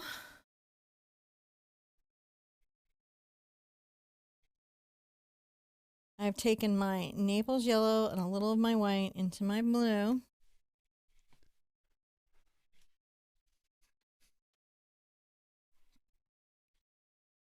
And can you guys see what's happening here? Yes. So now we're starting to get these different little effects of like, oh, maybe there's some water reflecting back up onto him.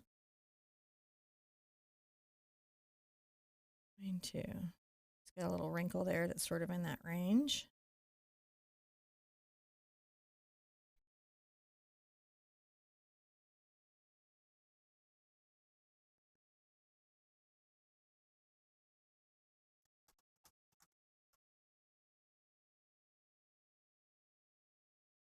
I'm going to take my blue and black neatly. That wasn't tidy. I'm going to come up over my turtle.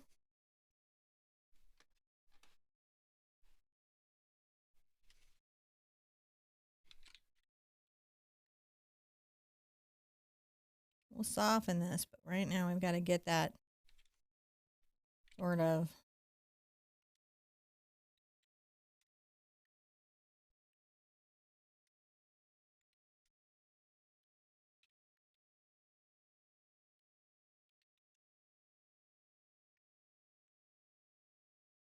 little bit of that little shadow there.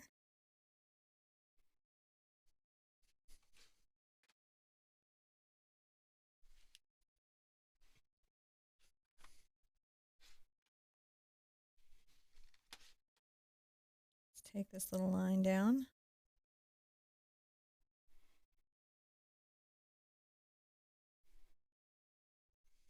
A little bit.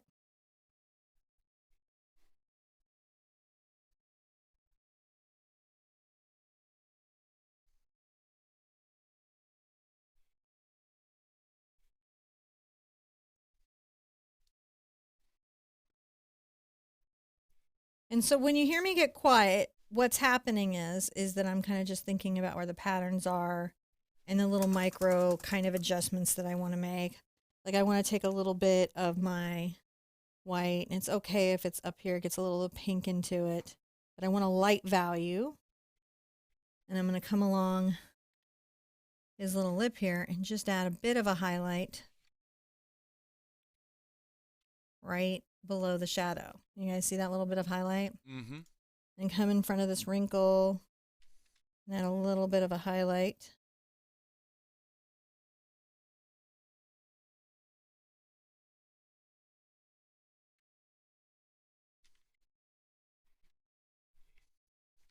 And that little wrinkle pants down.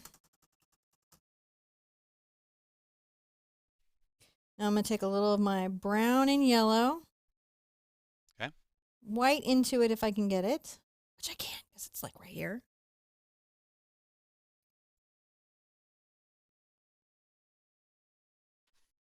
I need it more. You know what? I'm going to switch to my superpower. What's that? My #1 monogram liner. And my glasses. Because now I need to be able to see some stuff. They're still cloudy. Ugh. All right. First things first. I'm going to get a little black onto my monogram liner.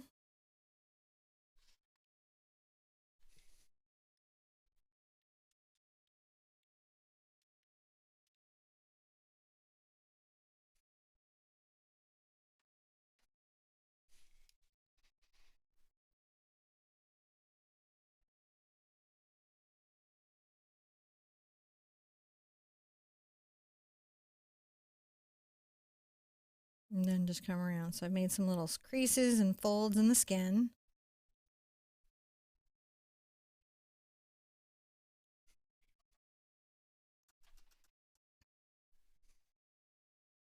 Now I'm going to get my white, brown, and yellow mix.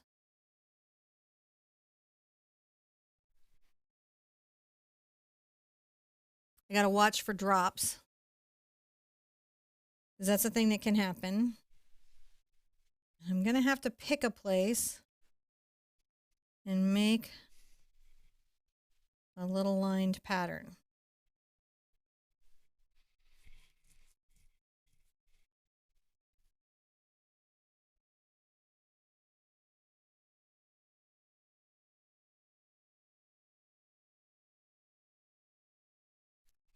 We're going to come along his little face and make these little scaling patterns that's on his head. These are the details, whether you're doing it realistically or not realistically, that you do want to figure out how to capture. The patterning on the turtle's head.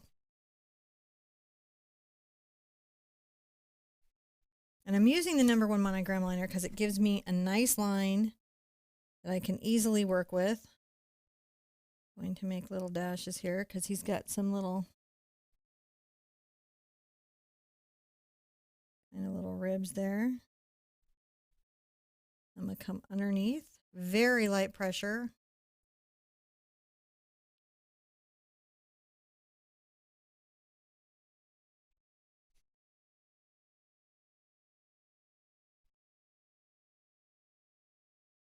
Now come around. See that little scaly scale there, can't you? Mm-hmm. So these puzzle pieces of his scales will fit together.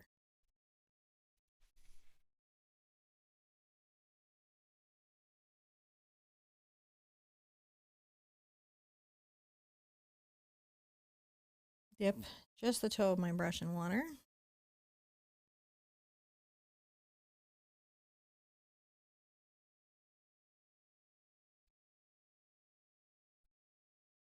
Make some of the uneven little lip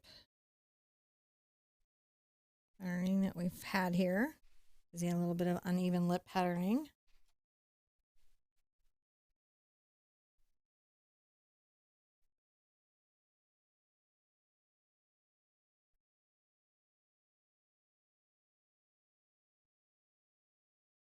That's nice. Getting some turtle head on. That's what he's doing. Now,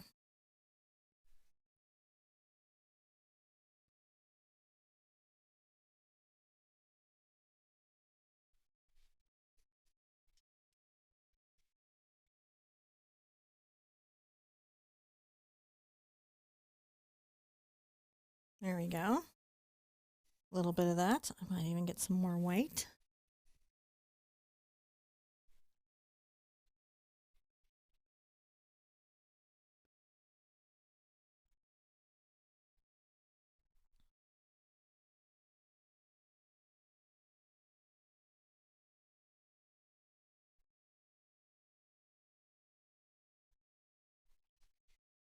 Let's tap in a little bit of a back of the eye reflection on him. Mm-hmm. Got to make it realistically by getting into my blue.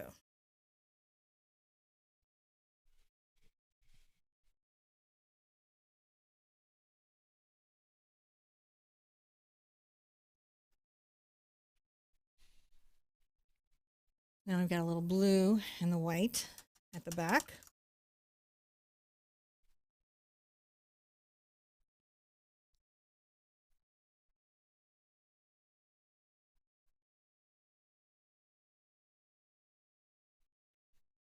I'm going to make some of these sort of uneven. I will add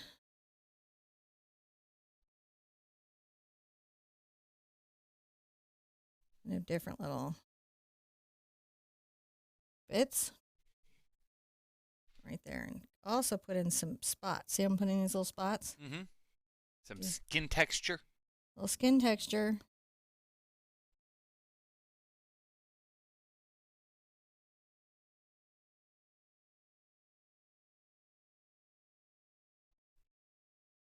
Little water in blue and black.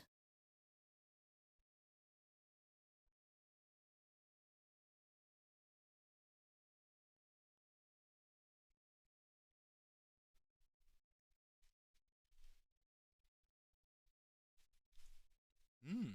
He has That really- lots of little wrinkles. That really brings the little turtle to life, right? yeah.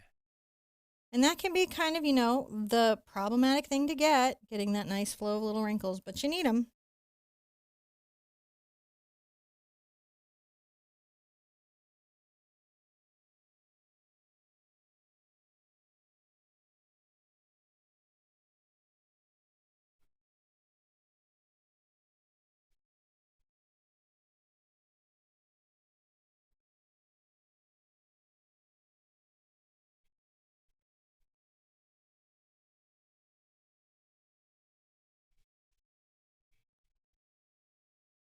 Just going to wrinkle them up.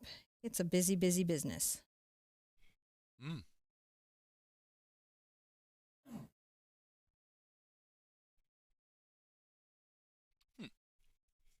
There you go. Nice little wrinkling up.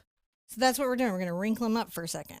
I'm going to see if I can magnify the reference image here. Okay. And here's the thing, like, we do have it set up. You can come to the website. You can, I have the reference image on there so you can save it to your phone or your device to use for the lesson.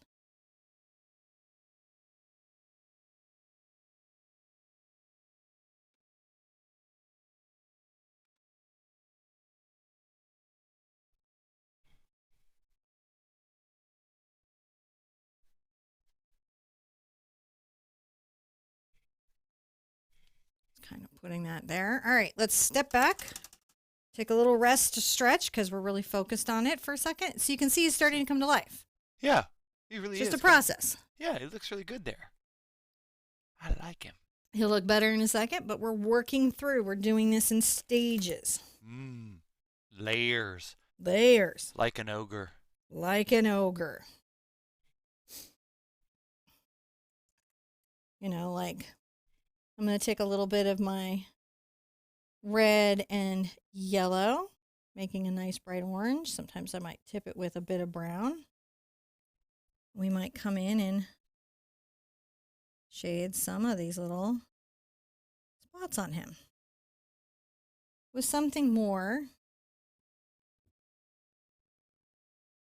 than just a single uniform value.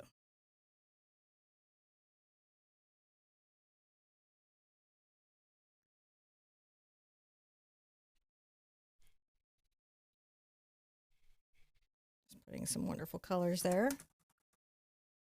I'm going to want to get some of my brown and black again. And go ahead and get some blue into it because some of it is colored into that water perspective. I'm going to want you to put these sort of little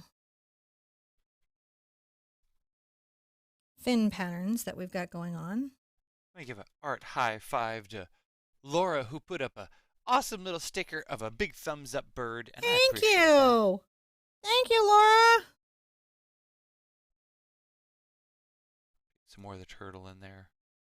Shh, not that way. We want to see that way, Mr. Turtle. And more that way, Mr. Turtle. Put that up there so we can see in there. All right. So now we've got some nice little patterning we can work from back into our lining, you know, which at this point could be blue and black at this point. All right. Nice lining for underwater.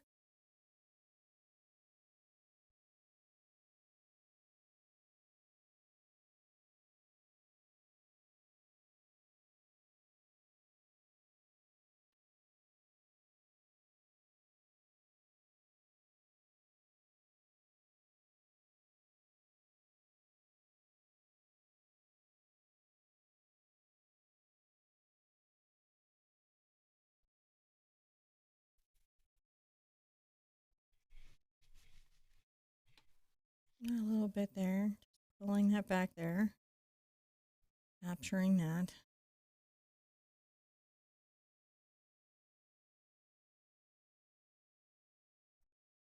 A little bit. Let's see how that's looking.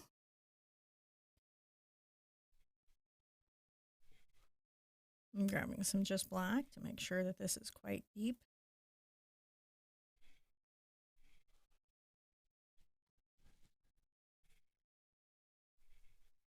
And some of the little lines back there on this little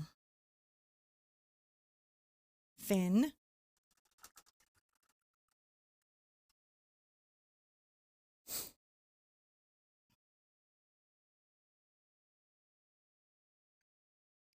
I'm going to get some brown and black.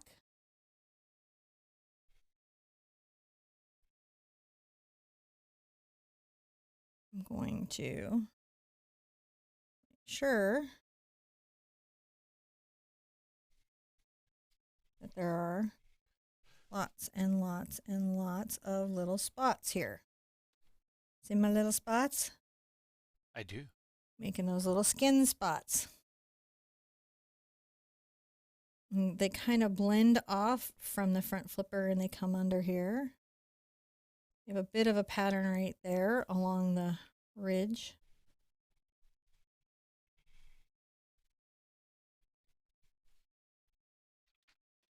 There we go.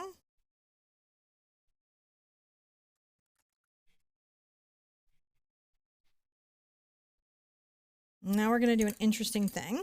What's that? So many interesting things. So many interesting. So many.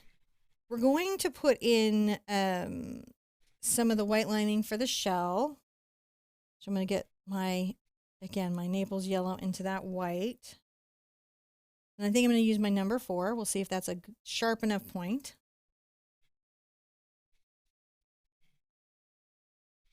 Let's bring that first. shell line up and over. There's certainly one coming over that way.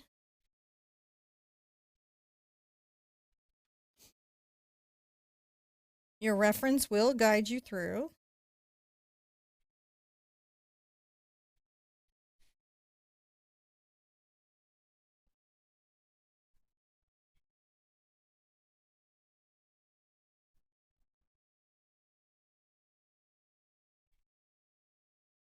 And some of these patterns on the tail will come underneath. See how we're doing? Mm-hmm. And it's not that we won't come back with a very fine line of shadow, but there's almost a little white space there for it.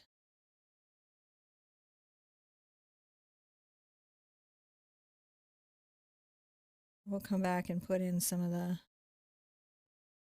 patterns that we need to in the shell there, but we just want to get some of that kind of in. I'm going to get a little of my black and brown and yellow, because it makes a nice shell color, doesn't it?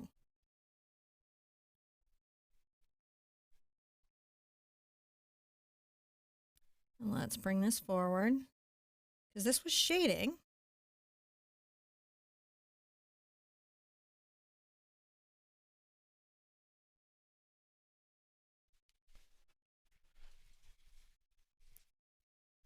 Just get my base colors.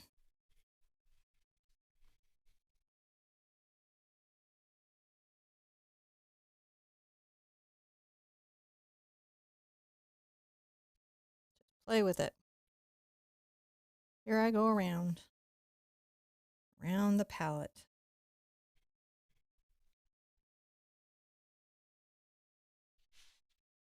Here we go around.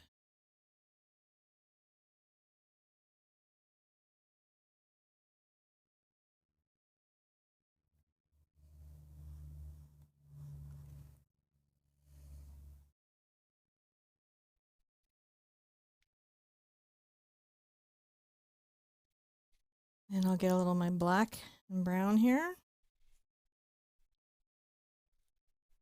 Like here, they're kind of like bends around.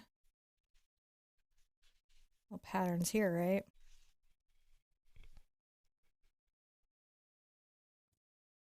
Maybe push that up there. Let's add some different values, different tonalities to what we have. Are you okay, babe? Oh, okay. I heard you sigh. Okay. Everybody stretch. John's right. It's a good time to stretch. Little stretch. My knees were popping. It's a long time to be here. We're working.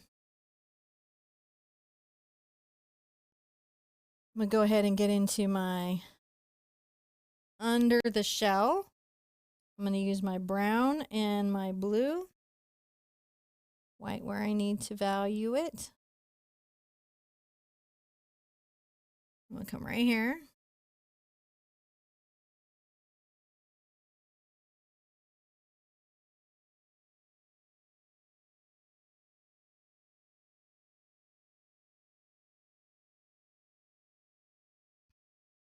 Just making some nice beginning patterns of the baseline on the shell.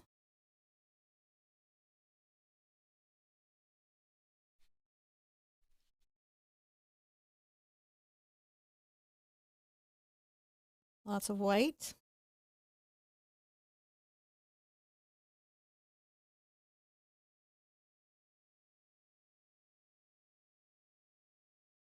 And let's bring a little line down here.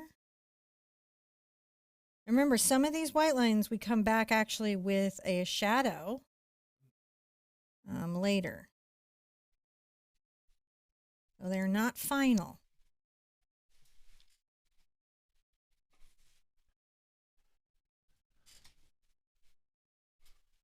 How are we doing there? Nice. Let's add some highlights, a little bit here and there, into this wrinkled skin. Look at that, little details of highlights. I'm going to come in and get some more white on my brush and do kind of a similar thing here.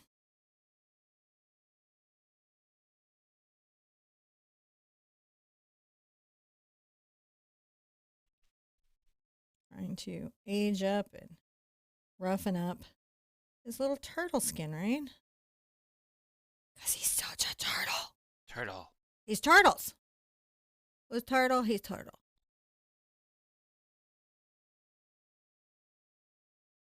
We want to make sure that he feels very turtle.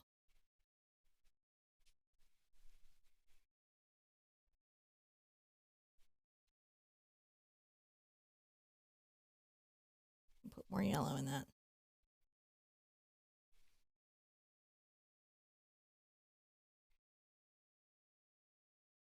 And a bit here. Definitely a bit there. And there. There we go. So now we've got a little shading on his shell. He's getting there. He is getting there. Now, to do his little forward fin, definitely I'm going to go phthalo blue and burnt sienna and a little of Mars black. We're going to have to paint this in for just a second in this dark value, and then we'll come back and add some of that spectacular lining that we admire so much on these beautiful creatures with our monogram liner.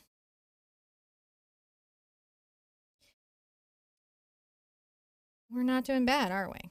Not at all. Paint anything we want to paint.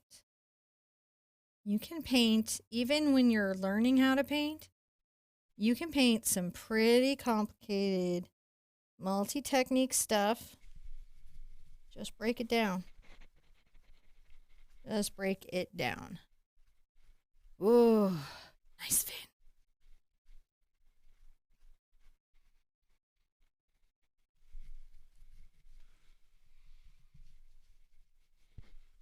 I always like to go through and kind of identify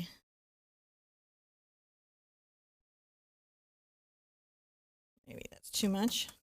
When I want to darken something, but maybe I don't want to use black, a trick I can do is come back with blue and do something called glazing. So it's a way of exaggerating shadows.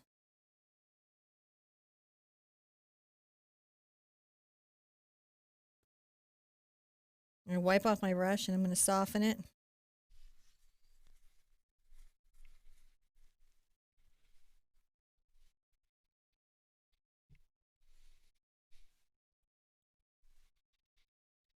I may have to put my highlights back, but I like that glazed belly. Too much to not do it. I'm going to do a similar thing back here, the back of the tail. So I haven't really added any water. I'm just making sure I'm using the blue to create that sense of shadow.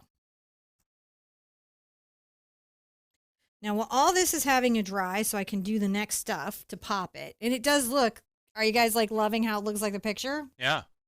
We can paint things that look like the picture. We totally can paint things that look like the picture. And you don't have to be the most advanced master artist in the universe to do that. In fact, you know, way before you ever get into any of those spaces, you can enjoy painting like this. And how is everybody enjoying painting like this? I'm just using this excuse to sip my coffee. Oh, everyone's doing really good. This is awesome. This has been a fantastic.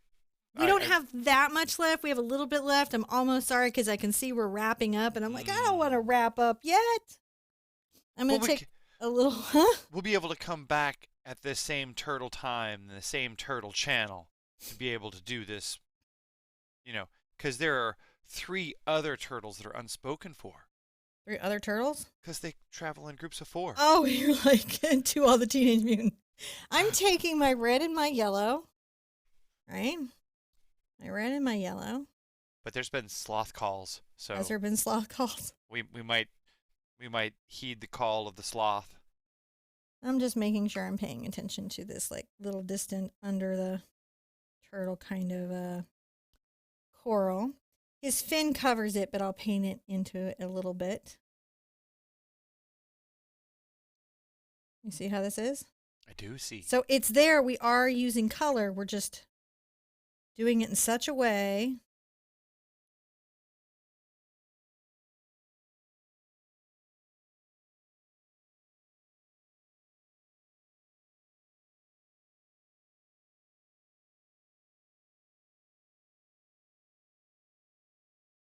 there, his under his fin color.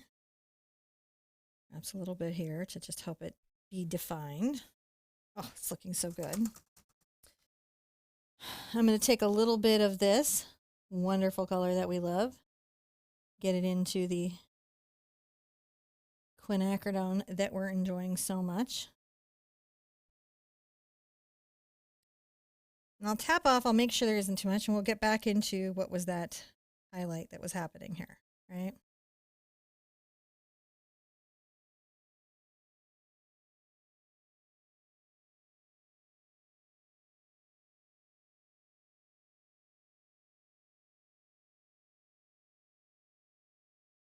Bring it up here a bit. Maybe up here. What's wonderful is kind of coming around the side, gets much more fleshy. I like it when it's fleshy, sir. I do.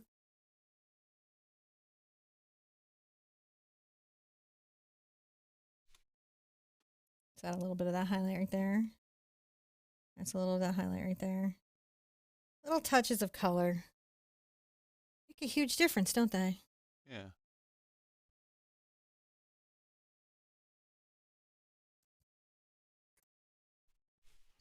Back into kind of what we had going on here, into my number 1 monogram liner. Let's make sure.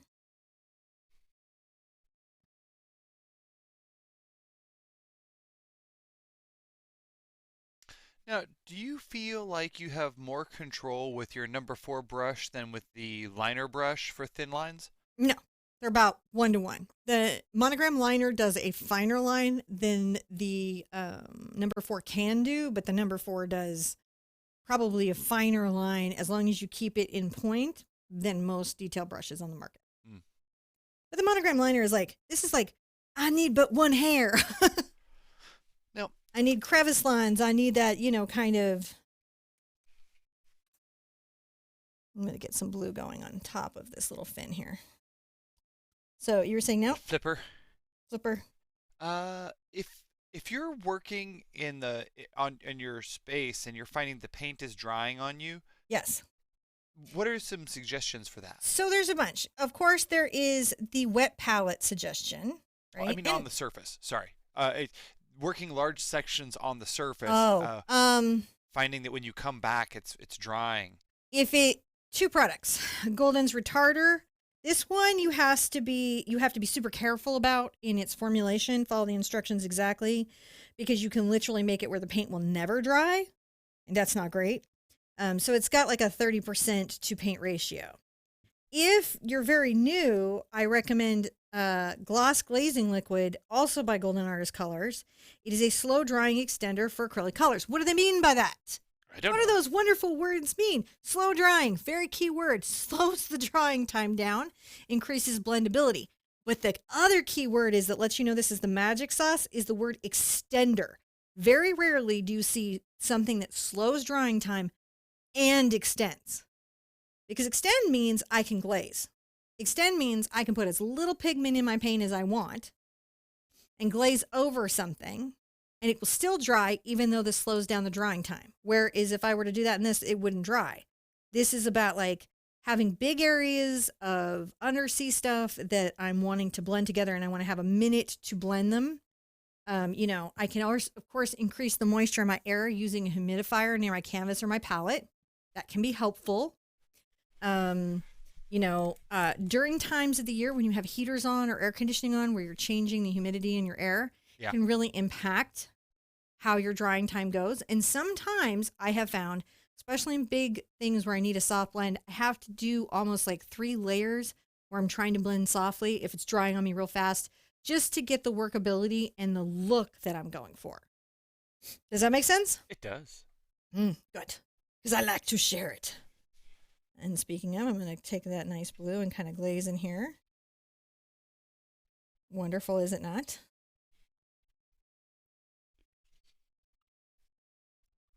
And I can come back over the little red that I made and glaze a bit. Look at that. Just creates that sense of stuff being deeper. How's he looking? Do we Really feel like he's fantastic. realistic? Yeah, look at that. I think it looks fantastic. All right. I think he does too. I'm pretty pleased with him too. I'm going to get a cleaner water out. Oh, the many lines. So he has lines, all over this fin. They're quite light, and they have a very distinctive pattern. And the best I can say is do your best. My first thing that I'll do is I'll come along here and kind of catch the edge of the fin that he has.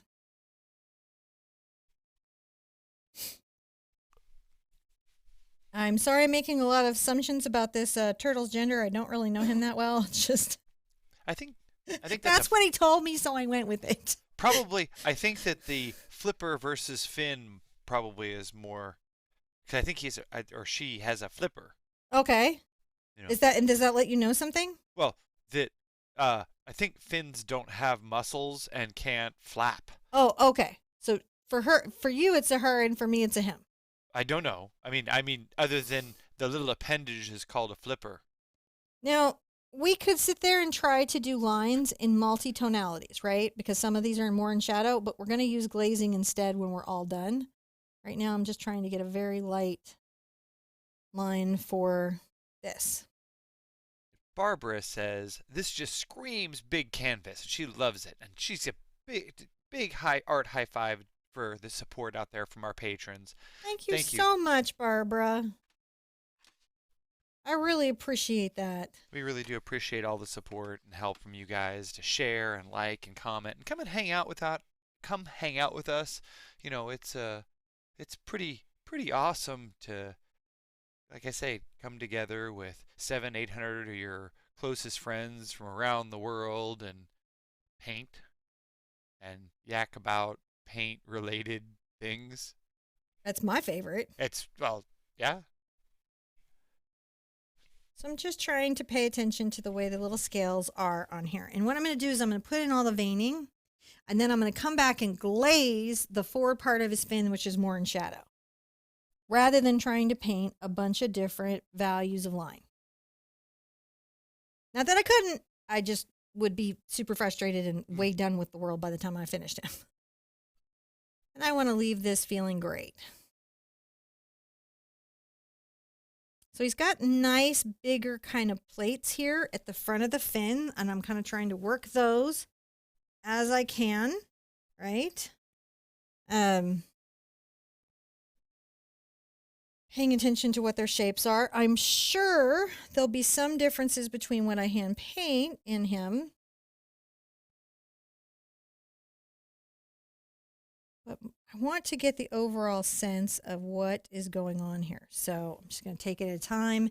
This being one of the more important areas of detail on him, it's just worth being more careful. As we come to the front of the fin, the first little plates seem to be getting smaller. There we go. So that seems to be how those are reacting.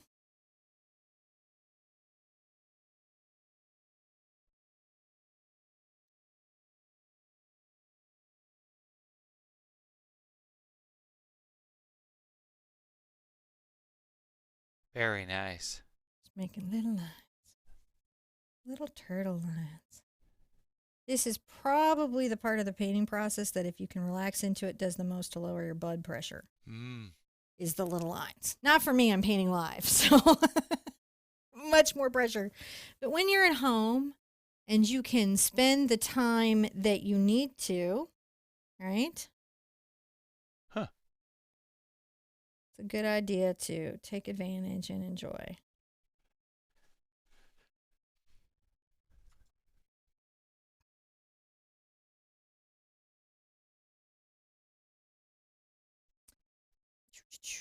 How's everybody enjoying their Really million good. little lines? These little lines. I wonder what they delineate on the body. I mean, scales, right? Pat, like plates. Well, I imagine it's to help, like camouflage, because that sort of looks like what water looks like on the bottom of the ocean floor. Oh, you know what? Very good observation. This is a lot like what water looks like on the bottom of the ocean floor. So I imagine that's kind of how that evolved. But I'm curious, like, are those little scales that have formed those patterns? Are those individual scales? How do those, where did that patterning, how did it come to be on the turtle? How did it come to be? But it does look a lot like like the way light is when it goes through water. Very astute, sir. That Very astute. probably helps the little turtles that are hiding from the Everything that eats them, the which is turtle soup everything. makers. Apparently, everybody likes to eat turtles. The foot. The The Foot foot. Clan is looking for them.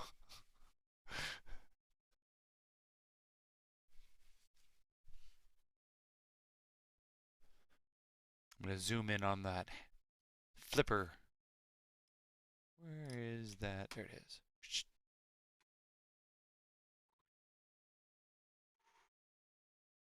We can get some more flipper in there. There we go. So there's that outer edge of that flipper that's happening. So much inner edge stuff going on, though. Oh my goodness.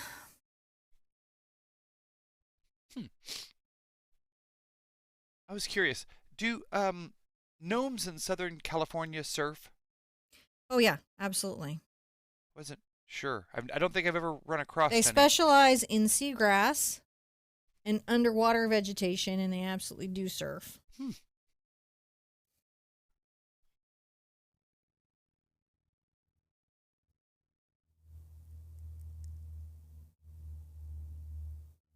I'm just saying, as a total gnome expert. You're the current gnome expert that I'm aware of.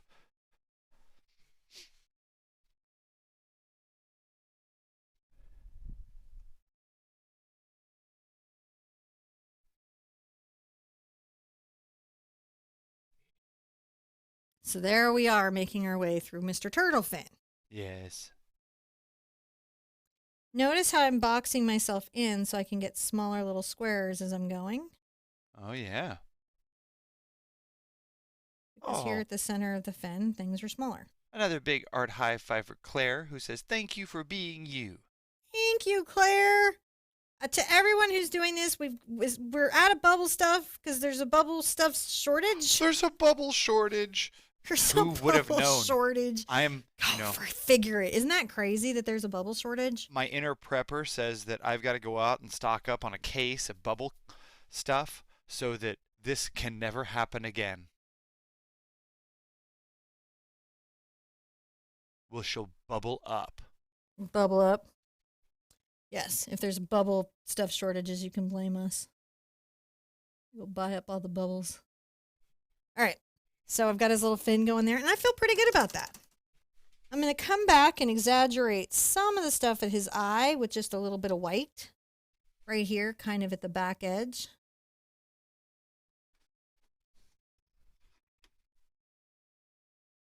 Maybe up here at the front, just to make it better. Because, he's gorgeous, and he deserves it.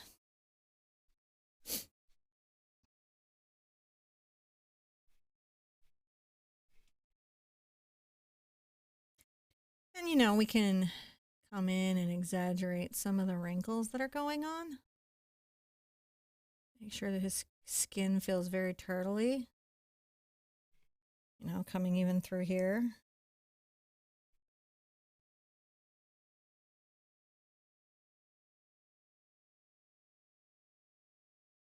All right. Now, while this dries, and we're going to glaze it in a minute, but we want it to dry thoroughly before we glaze it. Let's take him in. How do we feel? Really good. This turned out as a really, really nice turtle thing here. Painting.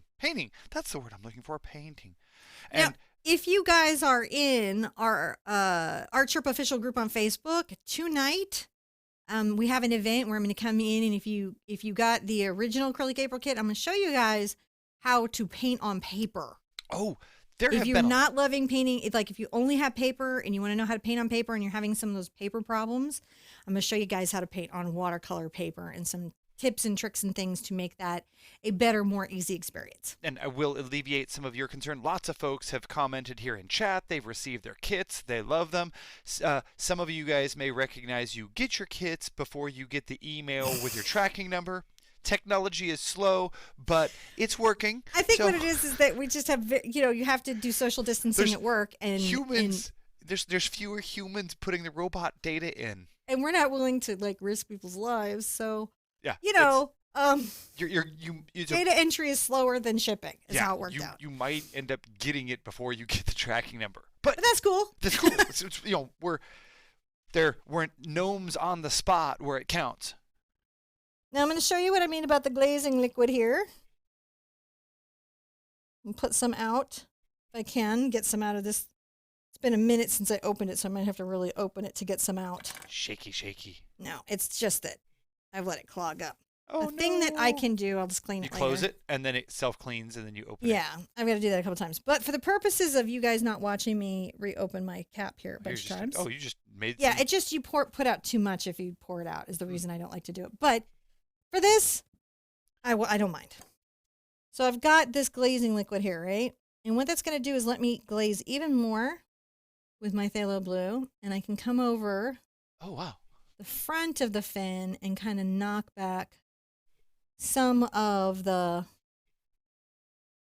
lines. You're all glazy. Right? That we had. You know how we went? And that just lets the fin have two values of line. I'm going to come down here and even maybe increase some glazing of some values that could be going on. Yeah, we're doing? I likes it. It makes me happy to glaze a bit. And that's just one of those things in art that you can do and really enjoy a bunch. I really enjoyed this. This was fantastic. Now, this here, I'm thinking I'm going to do an interesting thing. I think I'm going to do it as a red coral. So I'm going to take a little of my quinacridone and my cad red. And this is, you guys are going to be like, what? Yep. Ox purple. I come here. And so the base of this now, I'm putting it kind of back over this dark layer, is going to have almost this purple cast. Now you're just using the acrylic April kit colors, right? Yep. Okay, look, you guys know I normally paint a particular list of paint. If you ever want to know all the paints I like, there's a file in said Facebook group where we're having that free class later. But this being said, this is abstract. I don't recommend a whole lot of student paints. Is that because I want you to spend tons of money? No, not at all. I don't think that's fun to spend like tons of money, just like to spend money. But the problem is a lot of the entry-level paints have quality issues, have production issues. I don't really feel are always a great value for what they give you, are often curdled or congealed or cottage cheesy, and you don't get a lot for the money. This is 4 ounces in a tube. This kind of pouch keeps the paint fresh, right? So you can use all of it. Use a tube bringer, you get every bit of paint out. These are so cost effective, especially against some of the other paints. And we did have the kits in. So I wanted for everyone who bought this, and these are going to be on the website for as long as we have supplies, and then we'll try to get them back in. The acrylic April kit, I don't think we'll see again till next acrylic April, but the just paint, we're going to try to keep in. And you guys will notice there's some watercolor kits there too for some stuff that's coming up later. We're gonna do our best to put as much product in there as we can get it. As we can get, and know that we can make sure that you guys get, because we have noticed that everybody is sold out. So this is what this is. This is why I like it. It is quality product. It is a quality product. So yes, it's budget, but it's also quality. The company that makes my beautiful acrylic, fine artist acrylic, and my gorgeous watercolor with the honey, same pigment, same company makes the abstract in the little pouch. Is that not exciting? See That's this very little word? exciting. Senlier. And let me tell you, we could go back and give Degas this Senlier paint, and he would think that he had just died and gone to hog heaven. You know, So That's I a think thing that he would have thought, I guess. that's what I was saying earlier is you could go back 5 years and like the paint technology would be completely different than 5 years before that. And then, well, and you really, I think Moore's law applies across almost all technology. So, Probably. you know, it I'm going to would, take my red and pink and I've got some little brain coral here that I'll, as you go back in time, it paint changes slower and slower as you go further back. yeah, it really does.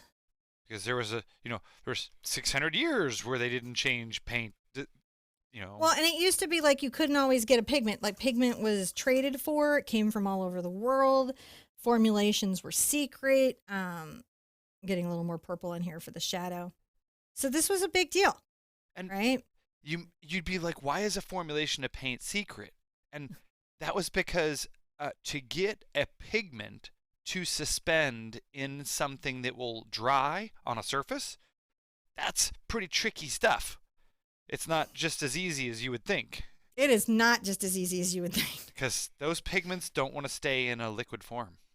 So I gave everything kind of like a deep base. This was a mix of the quinacridone, the cad red, and a little Diox purple. I kind of did a little more Diox purple for some shadows. I may even come back with some glazing when I'm all done to improve things like that. But once I have that in there, I'm going to switch, guess what? To my number 4 round. And then it's going to be the red and quinacridone and some Naples yellow if you have it. If not, just use the white.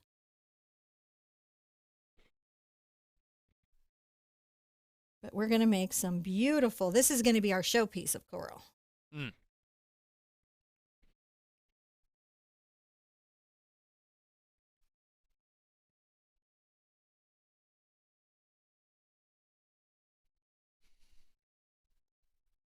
Maybe get a little more into that little kind of red space. And then we can pop with some highlights. Now, don't paint out your shadows.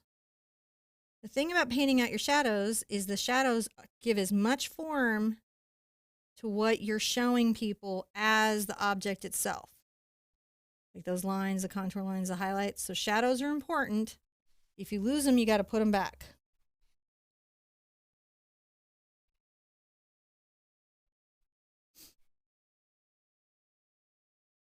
And we're making this nice big bunch of, I don't know what type of coral it is, but we're making a bunch of it.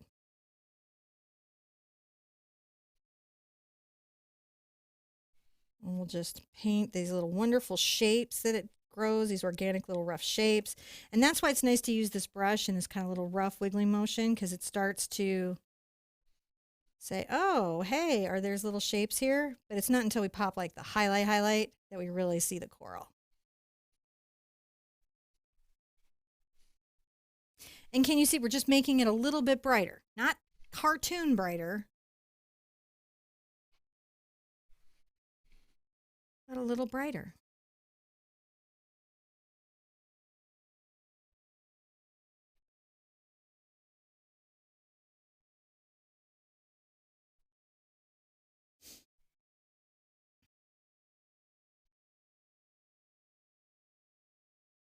Oh, A little bit thank you, brighter. Margie. She Margie, says, thank you. thank you for sharing how to paint from a photo to a painting. I appreciate the okay to take artistic license. So thank you, Margie. I often, if you're working from any kind of reference photo, you must take artistic license. It just, there's always something in a photo, power lines, some weird thing. Like if you're trying to paint like a beautiful French street scene with a gorgeous old vintage car and there's a bunch of power lines through it, you're going to have to take artistic license. Mm-hmm. And then sometimes flowers will bloom together that aren't necessarily seasonal. You know, it's that kind of thing. It's like, that's what we got to do. Let me get a little more of my yellow into this. A lot more of my yellow and some white. That'll make a nice pop, won't it? Mm. That's what we want. Beautiful, nice pop.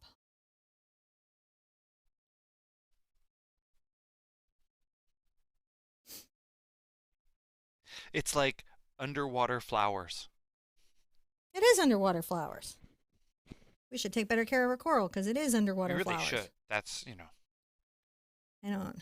it's all of our responsibility for the coral all around the world. Yeah, we do. We got to take care of these things.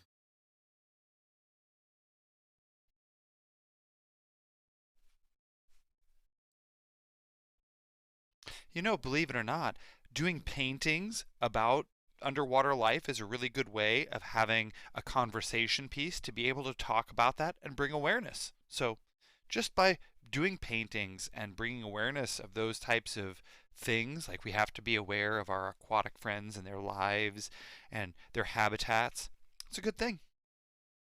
That's a really good thing. And a lot of times it allows us to spend time with animals. We learned a lot as we have been through over the quarantine. Netflix has taught me much because I've watched everything on Netflix. Like, don't hang out with big cats. Don't hang out with big cats. Just, they belong out there in the wild. They do, but you can paint a big cat if Sure. you love cats. From far, far away. Right? You can paint their picture. You haven't pet them. You haven't supported any industry that harms them. You could donate your painting to something that supports big cats. Like, you can do a lot from your easel. Walruses, Powerful place. We need to raise walrus awareness. Yes. Seriously, much more than big cats, walruses need our help. Not much more, but also, I think. But yes, please be aware of what's happening with the walruses. Well, nobody gets their picture taken with cute baby walruses. So because they're not cute. it's much harder to get walrus awareness going on. They're a surly little creature there. But, they're walruses. We'll have to do some walrus paintings. Manatees. Lovely in a painting. Any animal that you have a passion for, you can paint. And you can even help that animal through your painting. So feel empowered. Sometimes it gets so hard to start anything because we just don't feel empowered in what we have going on. Isn't that a lovely coral? It is. This coral is actually so coral. It is very. The irony of this is just not lost on me because it's like coral color coral. Which I think isn't that color of the year this year? What was the color of the year? Or was that last year's color of the year? I don't know. I I last remember year's color of the year. we had the millennium. There was millennial pink. Oh wait, no, I thought it was bluish. Well, and then there was a ultraviolet. What was? Oh, that's right. There was a blue, wasn't there? Some weird blue that we got this year. Yeah, was the millennium? It was because you could have a blue bird, and it was a millennium falcon. It was some sort of bluish color. Anyway, me and my name for colors like, Cerulean? Passamaquoddy pink. Yeah, it was cerulean. That's what it was. I love how I'm like figuring it out. Cerulean. So I'm just trying to create that shape of defined coral, right? Yep. Let's come in and get a little bit of our coral mix. Of our pink and red.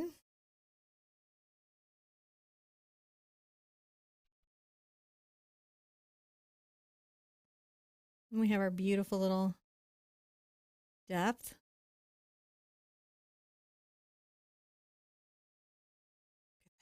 What a lovely thing we have there. Brain coral. I'd have to think about that. I'm going to take some yellow and some red. I'm going to make a bright orange. Because brain coral.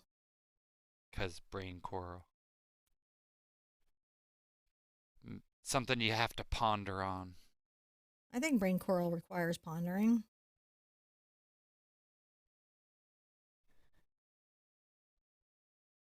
Brain coral should look like a brain. Cauliflower. Brain coral is only dangerous in Pierce Anthony worlds. So true. So true. I'm going to get a little more yellow on there.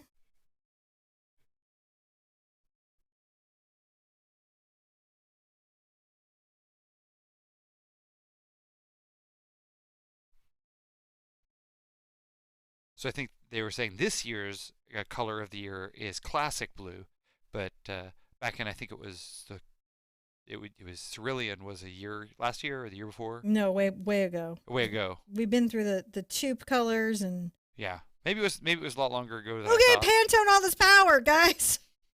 Because they have I mean, like anybody who has like puts their whole gig about colors, why not get into that? So I think that's an easy thing for everyone to be like, yeah, color, like certification is something we need.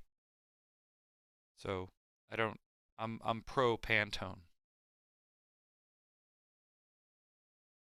Anybody who's going to organize our color efforts into a more unified, vocabulary, I'm for it.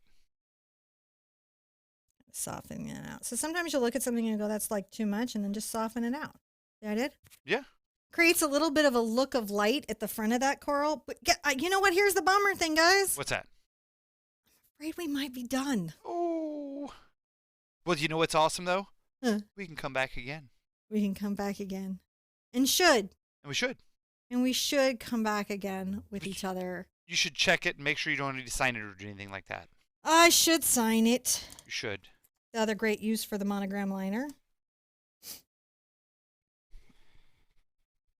Paula says this is her all-time favorite painting so far. Paula, thank you. That means a lot.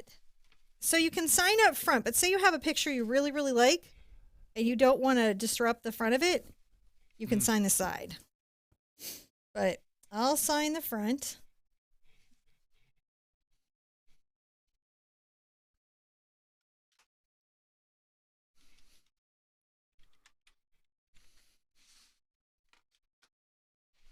What I'm going to do is I'm going to glaze my signature back because I don't want it to be that vibrant. So I'm going to give it a second. And that excuse lets me talk to you guys for a minute before we go. Good question. Majesty would like to know, where can I buy the painting kit? My moderators will drop a link. Yes. If you go to the Art Sherpa website, www.theartsherpa.com, you'll see a tab that says Acrylic April. You click that tab. It's going to take you almost to what seems like a whole nother website. And you click store. It's going to ask you to make an account, even if you already have an account. Well, that's for shipping. That's for shipping. Yeah. Only. So Well, I was going to explain it. Yeah, you can go to acrylicapril.com too. Right. And you can go to acrylicapril.com. It's its own website. So you go there and you go to the store and it's going to ask you to make an account for shipping only. It's the only thing this information is used for. And theoretically to send you tracking, which seems to be coming slower than the packages, but still. That's what it's for. And that's all it's used for. That we're very careful with that information. Well, I might send you an email saying we have more paint products in stock. If we're out of stock, we might let you know that there's more paint products in stock. I can't say that I won't necessarily market other stuff to you that we put in the store. That right now in the store, there is. I'm pretty sure it'll probably be imminently gone. The last acrylic April kit or something. There was like one hand. Maybe, I don't remember how many. There was not very many. No, I think it was under a hand, babe. So those might be gone, but those are wonderful, and they introduce you to some great products, and we got a real deal on them. And then, so we were able to put it all together for that. There's also the Just Paint set, which we're going to be able to keep in constantly. And then there's a couple watercolor kits. If you're in the patronage, I suggest the one with the metal tin. But here's the thing about all my stuff.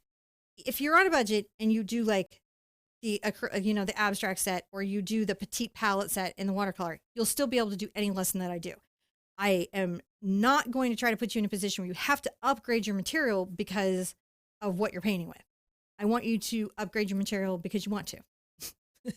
Very freedom of choice kind of a thing. Where you're like, it'd be nice. I think I'm going to upgrade, and have it not be like, oh my gosh, if I don't, my whole life will be miserable. That I don't want you to have that experience. So does that make sense, John? That totally does. All right, I got to rinse out my brush here. So here's what I'm going to do with this Sherpa. It's too bright for me. Oh. I feel like it's disruptive to the painting.